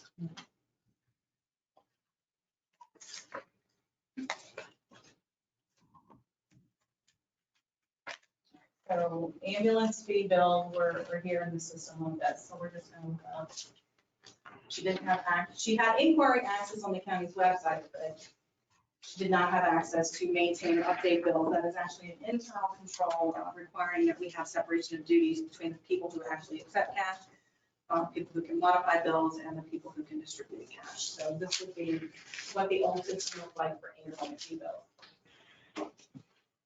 Now the new system, financials, we have our, this is me log on as a role that she has. She has general ledger here. I'm gonna go drill down into account inquiry, just like we did in the old system. So she has access to all of the accounts, all of the records in here.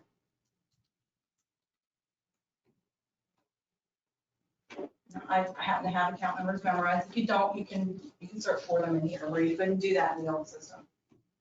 So here we can see we have our quarterly payments for WB for our workers' comp insurance. If I double click on that, brings me to the invoice. Now, in the old system, this is where it stopped. You couldn't see past this.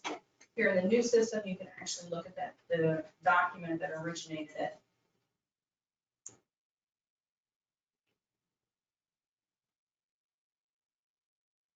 So here's the invoice that was used to pay that actual bill, and everybody has it at their fingertips now. And that's what it looks like in the new system for general ledger account inquiry. Here's all of our inquiries. We have account inquiry, year-to-date budget reports, trial balance reports, income statements, account detail history. Budget accounting is there. Budget processing, as I said, all of that was done by me. However, she can actually access budget processing here as well. And next year budget entry. Purchasing, this is where all of the purchase orders, requisitions are entered, purchase orders are entered, purchase order change orders. Everything is done in here for purchasing. Accounts payable, she has all of the setup menus for accounts payable to set up miscellaneous codes, bank codes, things like that. Invoice processing, this is where you would actually do your invoice entry, invoice approvals. So we actually have an electronic workflow now. In the old system, as invoices were presented for payment, the supervisor or the department head would just write okay to pay, and they would sign their name on it. They would put their GL account. They would send it down to the accounts payable clerk. She would do the actual data entry. Then the county clerk would approve it, and then it would be sent over to the commission office where I would approve it and a commissioner would approve it. And then it would be approved formally here in a regular session. After it was approved in a regular session, it would be sent back to the county clerk so that she could approve it one final time and print checks. That all done electronically. You remember checking. Yeah. Right, I'll invoice. Back when you actually had to do That's it. all done electronically now. And if you look here at the invoice, limited invoice audits, it tells you who entered it, when it's released. It gives you the date and time stamp and exactly who did it. Approvers, it shows you the date and time that it was approved by Stephanie Grove. This was auto approved by Sandy on August 3rd.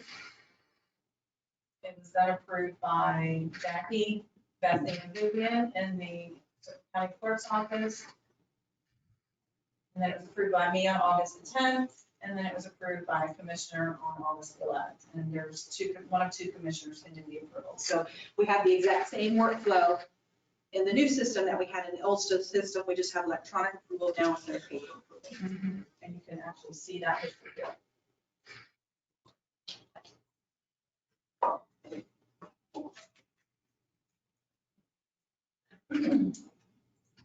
Let's see. Vendor processing, this is where vendors would be set up. You have vendor inquiry, this first one is actual vendor maintenance. She has full access to all vendor maintenance.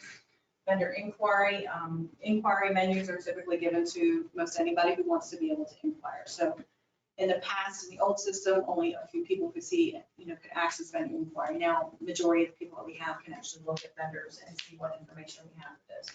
There are AP 1099 functions where they would process the 1099s at the end of the year, and then we have a multitude of invoice inquiry and reports that show your agent reports, your open invoice reports, vendor invoices paid reports, agreement matching, we don't actually use, but that's all here.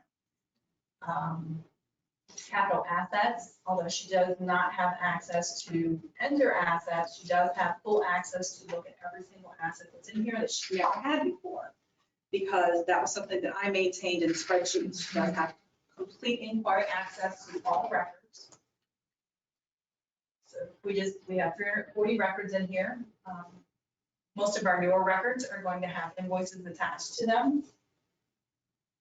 So if we look here at this Canon 3305 copier. This one doesn't have something attached to it, but if it was a vehicle, the title and registration, all of that would be attached to it as well here. So she has access to all of that at her fingertips now. Here's account inquiry again. Human capital management is where payroll processing is. She has full access to all of the setup tables here in payroll administration, level security, employee accumulators, payroll exceptions, those are all the functions associated with it. Here's payroll setup, where they set up all the tax tables, state codes, time entry setup, where they can actually authorize individuals to do time entry. Most of our time entry is done through employee self-service, but we do have a few departments that do their time entry in the system here. All of that has electronic approvals now. It did not have electronic approvals before. Spreadsheets were sent to the deputy clerk's office so that she could actually enter it herself. Here's the pay master, where she can set up pay types, deduction and benefit master, where she can set up all of those, full tables. She has everything that she had in the old system and then some when it comes to payroll and accounts payable. Employee maintenance, here's your employee master, where you would make any changes. I'm not going to drill down on any of that. Employee inquiry, if you just wanted to look at it, in an inquiry mode. Job salary, that's where you make changes to how much they make. Although we do most of that through personnel actions, she does have access to actually override personnel actions and make changes to it if she needs to. Employee import, all of the functions that are available, W-4 processing, I-9 tracking, payroll processing. This is where paychecks are processed. So on a bi-weekly process, timesheets are entered by the departments, they're approved by their supervisor, and then the payroll clerks do some reviews to make sure that everybody has at least 80 hours or 70 hours, depending on their schedule. They take a look to make sure that there's nobody with excessive overtime. They look at our part-time employees now to make sure that we're in compliance with federal and state laws, because we have had issues with some of those things in the past. So all of these functions are available. Accrual processing would be where employee legal pools are. Employee history, these are all reports that are available. And a period processing would be check reconciliation, payroll check reconciliation. And then we have a number of other payroll reports that give you those history reports that she had in the old system that are now currently available in the system. W-2 and 1099 processing will be done here for the W-2 and 1099. General revenue. And accounts receivable, this is where ambulance fees reside. And accounts receivable, she currently has bill inquiry access, which she did not have in the old system. She does not have access and should not have access to change or update any bills. So in the future, if we would ever bring on dog licensing or real estate and personal property taxes, she would always be able to have inquiry access to those, but she should not be able to maintain those so that we can maintain our separation of duties. Multiple reports that are available. System administration, here's workflow administration, and then system administration inquiry. She can look at any pending actions, any user attributes, workflow, business rules, run any reports that she needs to determine whether or not there's been any changes. The assessor does use Tyler technology as well. Let's see. I'm just going to drill out here to Tyler Technology. It is a platform for enterprise resource.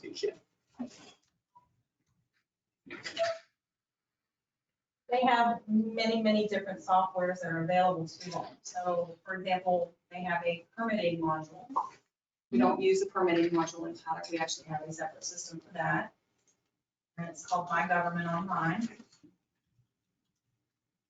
So this is the system that we use for permitting. However, it doesn't mean in the future we won't actually bring that on board into Tyler Technologies. Real estate and personal property tax will be part of this module. That we do not have, it's done in the AS 400. And everybody county has inquiry access to that on the county's website. Right here. You can look at your, right here. Find addresses. The software we use for real estate and personal property tax billing is SSI. Now, with real estate and personal property tax billing, that information would connect to the assessor. As I said earlier, the assessor does use a Tyler technology product. She uses IAS World. It is a Tyler technology product. Right now, we are in the beginning phases of implementing our Tyler technology platform. We've only implemented payable, general ledger, capital assets, purchase cards, payroll, human resources, and ambulance fee billing. It has the ability for us to bring in so much more. So at some point, the assessor system will connect directly to our platform that we have here. Even though it is Tyler technology product, we haven't actually connected it yet. It will connect eventually.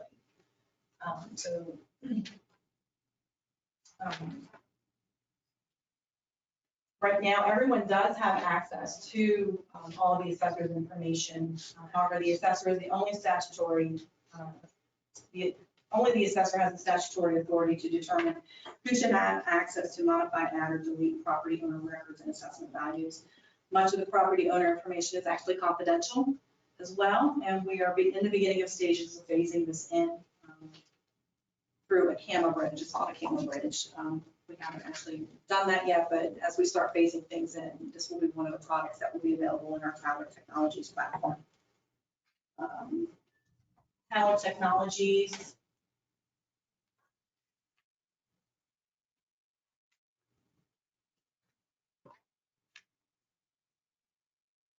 has other modules that are available through public safety, which will be citation management, computer-aided dispatch, fire and EMS. We're not currently using them for any of those products. It doesn't mean that we won't in the future. It has a court module, courts and justice. This is a statutory function of another elected court clerk. The state typically determines which system the circuit court clerk uses. They seem to change that every few years. Yeah. A few years ago, they were in the process of changing it. One of the systems that they actually looked at was a Tyler product. Our circuit court clerk recommended that they use the Tyler system. Was actually very disappointed when they chose a different direction. So as the state moves forward toward more advanced technologies, it's possible in the future that they could reconsider using a Tyler technology product. And then we would also have another elected official with their systems available on our Tyler Technologies platform. Policy 319, based on policy 319, it was drafted in 2020 and forwarded. It was approved, tentatively reviewed and approved through her attorney, the county's attorney, which I believe is Mr. Rohrbaugh. I think you represented us for this. And then it actually defined the access of the county clerk as 3.7. Tyler Financial System is defined as accounts payable and payroll modules, which were the modules that she had in the old system. Because the modules that are available in the new system actually are under the purview of other elected officials. She should absolutely have inquiry access to anything that's in the system that's not considered confidential or not within her purview. I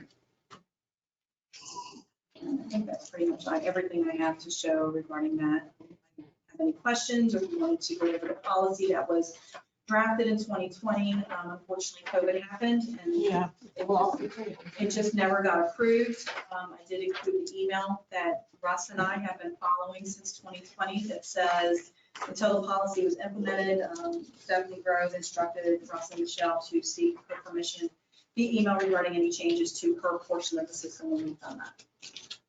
Unfortunately, the county clerk and another elected official breached security by forcing a county employee to log in so that his credentials could be used to grant her unlimited access to other systems in the Tyler platform. Okay. I do have a few questions. Under what authority do you have assistant administrator access? My job description. I have a copy here for anybody who would like a copy. Can I have one? Just see.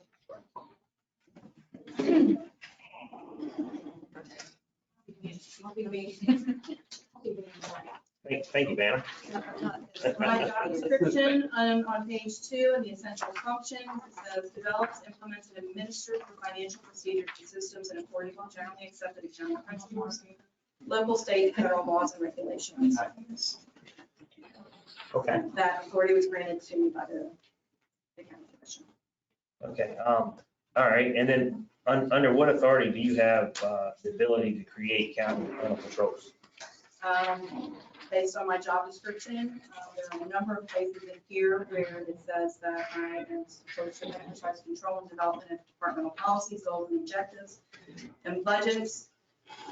I'm accountable for the direction and success of the financial services and programs and accomplished through others. I'm supposed to recommend management and financial operating policies and practices. I'm recognized as a department for functional areas of authority, interpreting the guidelines and determining how they should be applied and developing financial operating policies. I'm supposed to direct employees in the processes and procedures for maintaining the county's financial records, and just a number of other things that I have highlighted in here for you, and it's all outlined in the job description. Okay, and I know you went over it, but you know, the purpose, can you highlight again the purpose of internal controls and maybe if there's any other examples? I mean, obviously, I think you hit the high points. I mean, earlier, if there's anything else you want to add, I mean, basically, this system is set up so certain departments gates the other departments' personnel files and internal files that they want to kind of keep very confidential, I guess. Correct. Some of the basic principles of internal controls, the biggest and most important basic principle is separation of duties or segregation of duties among employees to reduce the chance that any one person can commit fraud. It also creates procedures to double check and decrease clerical errors. So for example, anything that I'm able to maintain, she's able to view, and vice versa, so that we have that checks and balances to ensure that there is no fraud being committed. Access, you should also have physical internal controls to ensure that only authorized employees can access those company assets or access the system. I gave you an example earlier of where elected officials had removed assets, and the way that they found it was because they had this internal control in the system. Other examples would be having that position control maintained by an office who's not actually entering or paying employees. When you have that position control maintained by the commission office, we've seen in the past fraud committed where, not here, but what I've seen is where the payroll clerk maybe entered their family member so that they could get an extra paycheck, or they entered a fictitious vendor so that they could make fictitious payments. So when you have that separation of duties and that internal control to be able to check for those things, you are creating a more secure system and limiting the opportunity and availability for fraud to be committed.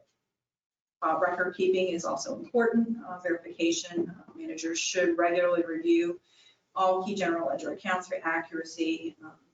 I'm not typically the record maker, I'm typically the record reviewer. So when I prepare the financial statements and I present them to you, when I prepare the budget and I prepare that and present that to you, that's the internal control over looking at all of the general ledger accounts. So the biggest thing would be separation of duties and then those checks and balances.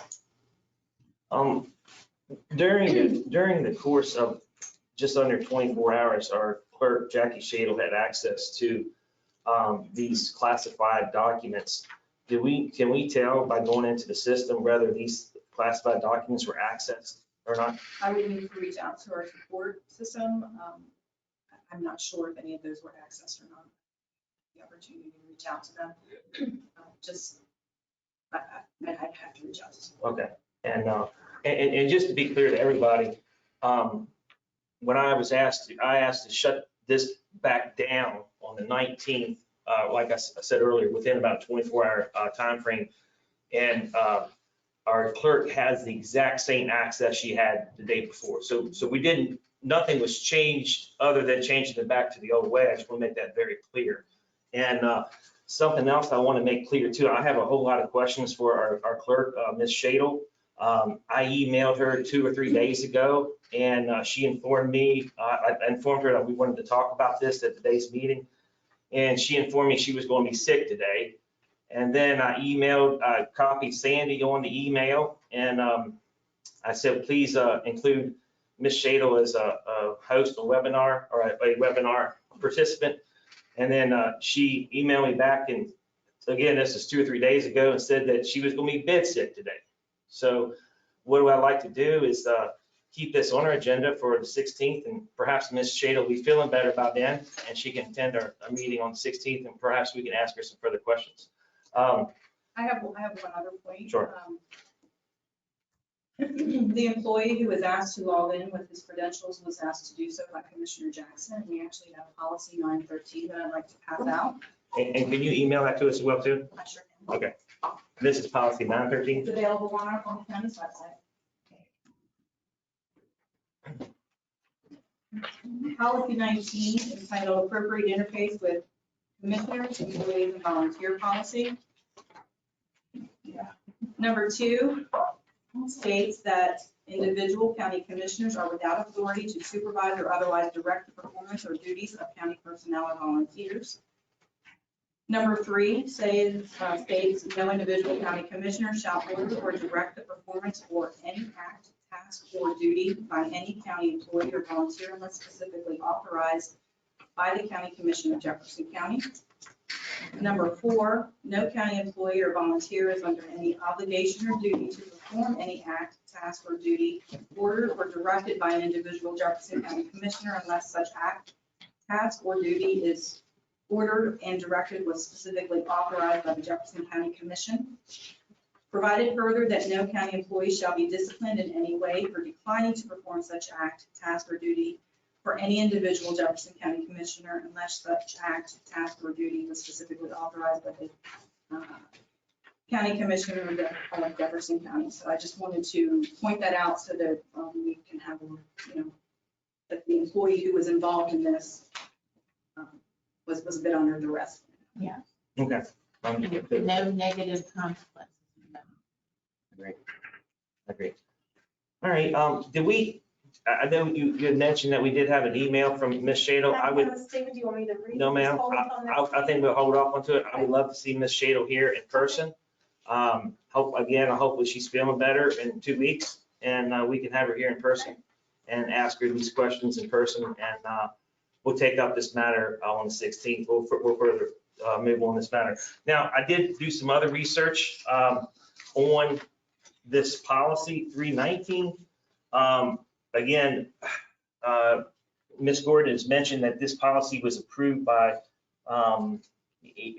each party's attorneys. And this is the policy 319 that we've been going under for the last close to 2 years, I guess, almost 2 years. We cannot find in the minutes where this was formally approved. Now, this predated 3 out of 5 commissioners, just for the record. So I'm looking to my varsity members here on 15 that are shaking their heads. Yes, what happened? COVID, as you know, took over back in February, and somehow. Can you hold on for a minute? Okay, so we cannot find we've been following this policy, however, we can't find where it was formally adopted. Okay, so I want to move a motion to formally adopt financial system access and approval policy 319, so we have it on the record. And so it's in our record. Any discussion? Yes. Go ahead. I really think this policy should be reviewed against code that provides for statutorily defined duties and responsibilities of the county clerk. Okay. I mean, it can certainly be reviewed. This is the policy we've been following for the last almost 2 years. I certainly don't have a problem for it being reviewed. We can certainly have it reviewed and updated at a further time, but we still need a policy to work under. And this is what, and this 3 out of 5 of us. So I think we approve this now, and we can certainly have any type of legal counsel later review it, and we can amend it. I don't have a problem. Well, I also want to say that a job description does not supersede a duly elected official's constitutional duties. It doesn't matter what we write in a job description. It doesn't supersede code. Commissioner Salver, I just wanted to point that this policy arose out of a dispute really between, or I guess dispute maybe too strong, certainly a question of the clerk's authority versus the commission's authority. And we engaged Mr. Rohrbaugh to do this. I'm absent from the discussion. Oh, sure. Of a potential. Sure, no, I understand. I have another document for you. Put Jane to work. Yeah. Thank you, man.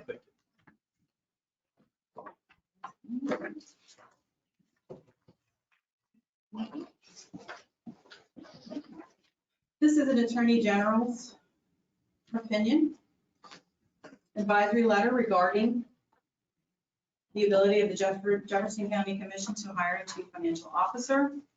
The anticipated job duties of the chief financial officer as described in the qualification requirements do not appear to duplicate any of the statutory job functions of the county clerk. We see no violation of the prescriptions of code. The emphasis in the relevant code sections is for the county clerk is record keeping, ministerial elements of the clerk's statutory duties, while the job description for the CFO is demonstrably more involved with executive functions as evidenced by the qualification. Yeah. So I'll break that down a little bit. I'll try to. And basically, in other counties throughout the state of West Virginia, the clerks, they have more, how do I say this? More duties. And I'm going to pick on Pocahontas County, for example. Pocahontas County has the population of about 5,500 people. So they don't have a county administrator, nor do they have a CFO. So of the county, financial director, excuse me. So basically, this opinion was drafted by the Attorney General's office to say that their jobs will not. This is mainly for the larger counties in West Virginia. It's my understanding there's only a handful of counties that have a financial director and administrative assistant. On, like, again, Pocahontas County, they would have the clerk basically run the meetings, take minutes, and run the more day-to-day operations than they do in the larger counties like Kanawha, Berkeley, Monongahela, and a few other ones. So that I just wanted to break this down for everybody to understand it a little bit easier, perhaps. I don't know if anybody has anything else they want to add to that. Well, and even in some of the smaller well, they may be big geographically, but small population counties like Clay County too, Pocahontas and a few others, the county commission has their office and they staff the courthouse. I mean, yeah. Besides the other elected officials, I don't know if all of them have county administrators right now. Yeah. So, it's a different ball game depending on the county and the different functions, so. Sure. All right. Well, we had. I have one quick question. So this letter, is this in response to like the job description you had? Is this what the letter was based off of? Yes. Yes, ma'am. And this is basically, it looks like 2010, 2011. Okay. All right. Well, we had a lengthy discussion on that motion. I think we had a second, right? Yeah. And we had so is there any other discussion regarding approval of the financial system approval policy for 319? Hearing none, all in favor say aye. Aye. Opposed? No. Motion carries 4-1. All right, we give Nathan come back in. We're going to move on to the This is unusual, isn't it? Yeah, we don't send Nathan out too often. We're gonna move on to the Nathan Cochran hour. And you know I'm joking, Nathan. The Nathan Cochran half hour. And Nathan is lunch, so let's call it the Nathan Cochran 10 minutes. So if you want to let us know which items you want to talk about on open session, which ones we need to go and a closed session, we'll do that. And In open session, I would point to my number 2, the discussion of the legal issues regarding the solar text amendment, the comprehensive plan, the amending the comprehensive plan, that sort of thing. I'm not reading what's there on the agenda. But I would just report to the county commission that the planning commission is holding a public hearing on the 7th to review the comprehensive plan. And it may be that the planning commission would choose to move forward on that comprehensive plan that night. I don't know, that would be the planning commission's decision. And if they do choose to move forward on that, then I would anticipate that they may bring it to this body and present it to this body on December the 16th, which would be your next meeting. The code says, well, I just think that the faster that they could present it to you, the more we're in conformance with. So I don't think it will be mandated to be presented to you on the 16th, but they may well choose to do that, assuming that they adopt it, move forward with it on set. So just letting you know that. With regard to other issues related to that, I would like to provide you with some legal advice regarding the Supreme Court decision and some potential resolution discussions that may interest the commission. And I want to provide you with some legal advice on that. So I would recommend that we go into executive sessions for which items? for item number 2. Just 2. Okay, we don't have anything for 3. So just, I do not. And I do not have anything on number 4. Or number 1.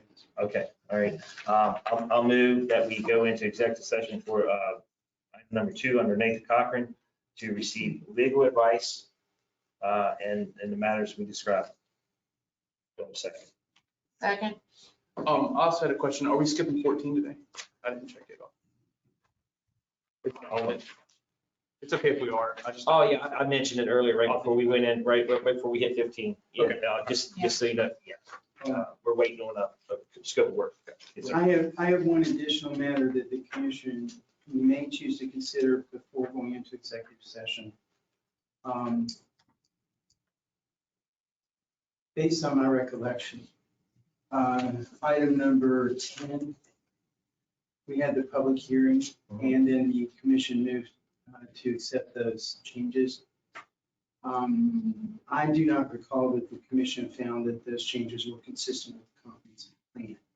If that be true, under Robert's Rules of Order, it is possible that the commission could move to reconsider that issue and make that finding if that's what the commission would choose to do. Okay, I think I moved the motion, I believe. So right. Well, procedurally, we already have something on the floor. We need to let that one die to bring this back up or do it after executive session, I think. Well, that would be fine, but I was just advising the commission of that because that's a procedural thing, not really a legal issue. And I wanted to do that publicly. Okay. But I suppose that we would just advise the public that the potential exists that you may have a motion to reconsider after executive session on the issue. Okay, yeah. Once we have a motion on the floor to go to executive session. Once we come out of executive session, we'll amend that motion to reflect our advice from our legal counsel. But we'll go ahead and go to executive session and come out. And thanks for catching that, by the way. All right, any further discussion? All in favor, to go into executive session, say aye. Aye. Opposed, motion carried. Once we turn off everything, and we'll call in Commissioner Jackson, and we'll go into the Nathan. If we're going into executive session to consider legal advice regarding item number 2 on this, is that correct? Yes, sir. So would you be willing to amend your motion to reflect that? Yes, we'll, the motion is to go into for legal advice for number 2. I thought I said that, but if I didn't, let me know. I'll amend it to only 2. You did initially, but right when you made the motion, you didn't, and just to avoid confusion. Sure, I understand. All right, I'll amend it to number 2. To include number 2. How about that? Yes. All in favor for that, say aye. Aye. Opposed? All right, we're in executive session. If you want to, once we close down, we can give us a second because everything's still rolling.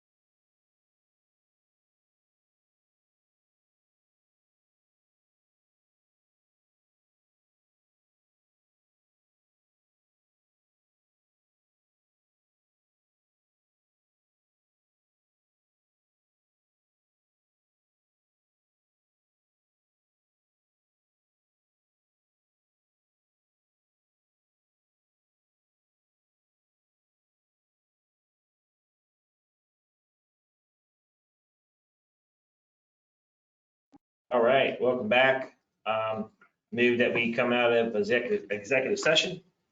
Second. Any discussion? All in favor, say aye. Aye. Motion carries unanimously. Aye. Yeah. All right. We did realize on a previous motion, we have to amend agenda item number 10. I want to move to approve the zoning map amendment for the rezoning of the property designated as tax district, Cabletown 6, map 12. This is parcels 12, 12, 2, 3, 4, 5, 8, 9, 11, excuse me, 10 and 11. And also like to add to that motion, the amended portion of it, that it is in conformance with the comprehensive plan. Just a point of order, Mr. President, I think first you have to make a motion to reconsider, Oh, okay, I'm sorry. and we vote on that. Okay. And then you can make your, I'll make a motion to reconsider and I'll move that motion. How about that? I'll second. All right. Yeah. All right, all in favor, say aye. Aye. Motion carries unanimously. All right, I'd like to go ahead and reconsider this motion. Again, this is we just need to add that into that motion on agenda item number 10, the rezoning amendment to include that this is in conformance with the comprehensive plan. And that would be my motion. Anybody have a second? Second. Any discussion? All in favor, say aye. Aye. Motion carries unanimously. All right, so move on to the county administrator. Okay, basically the applicants that update, we basically covered that. I think we talked about number 17. That was kind of what I was discussing, just because we missed something. So I think that's covered. What I don't have on here, but we did discuss is the delegation, that meeting we would usually have. So I'll put that on the agenda for the 16th, maybe come up with a date. It can be on February the 10th, so we have a little bit of time. So if we want to maybe pick a date, like January 6th, 20th, something like that, or a special date. So maybe think about it between now and the 16th, but I will put that on the agenda to set a date for that. Thank you, ma'am. Okay? All right. And that's all I have. All right, I don't have anything further. If there are no objections, we are adjourned. Thank you. Good. Long day. Well, hopefully you get to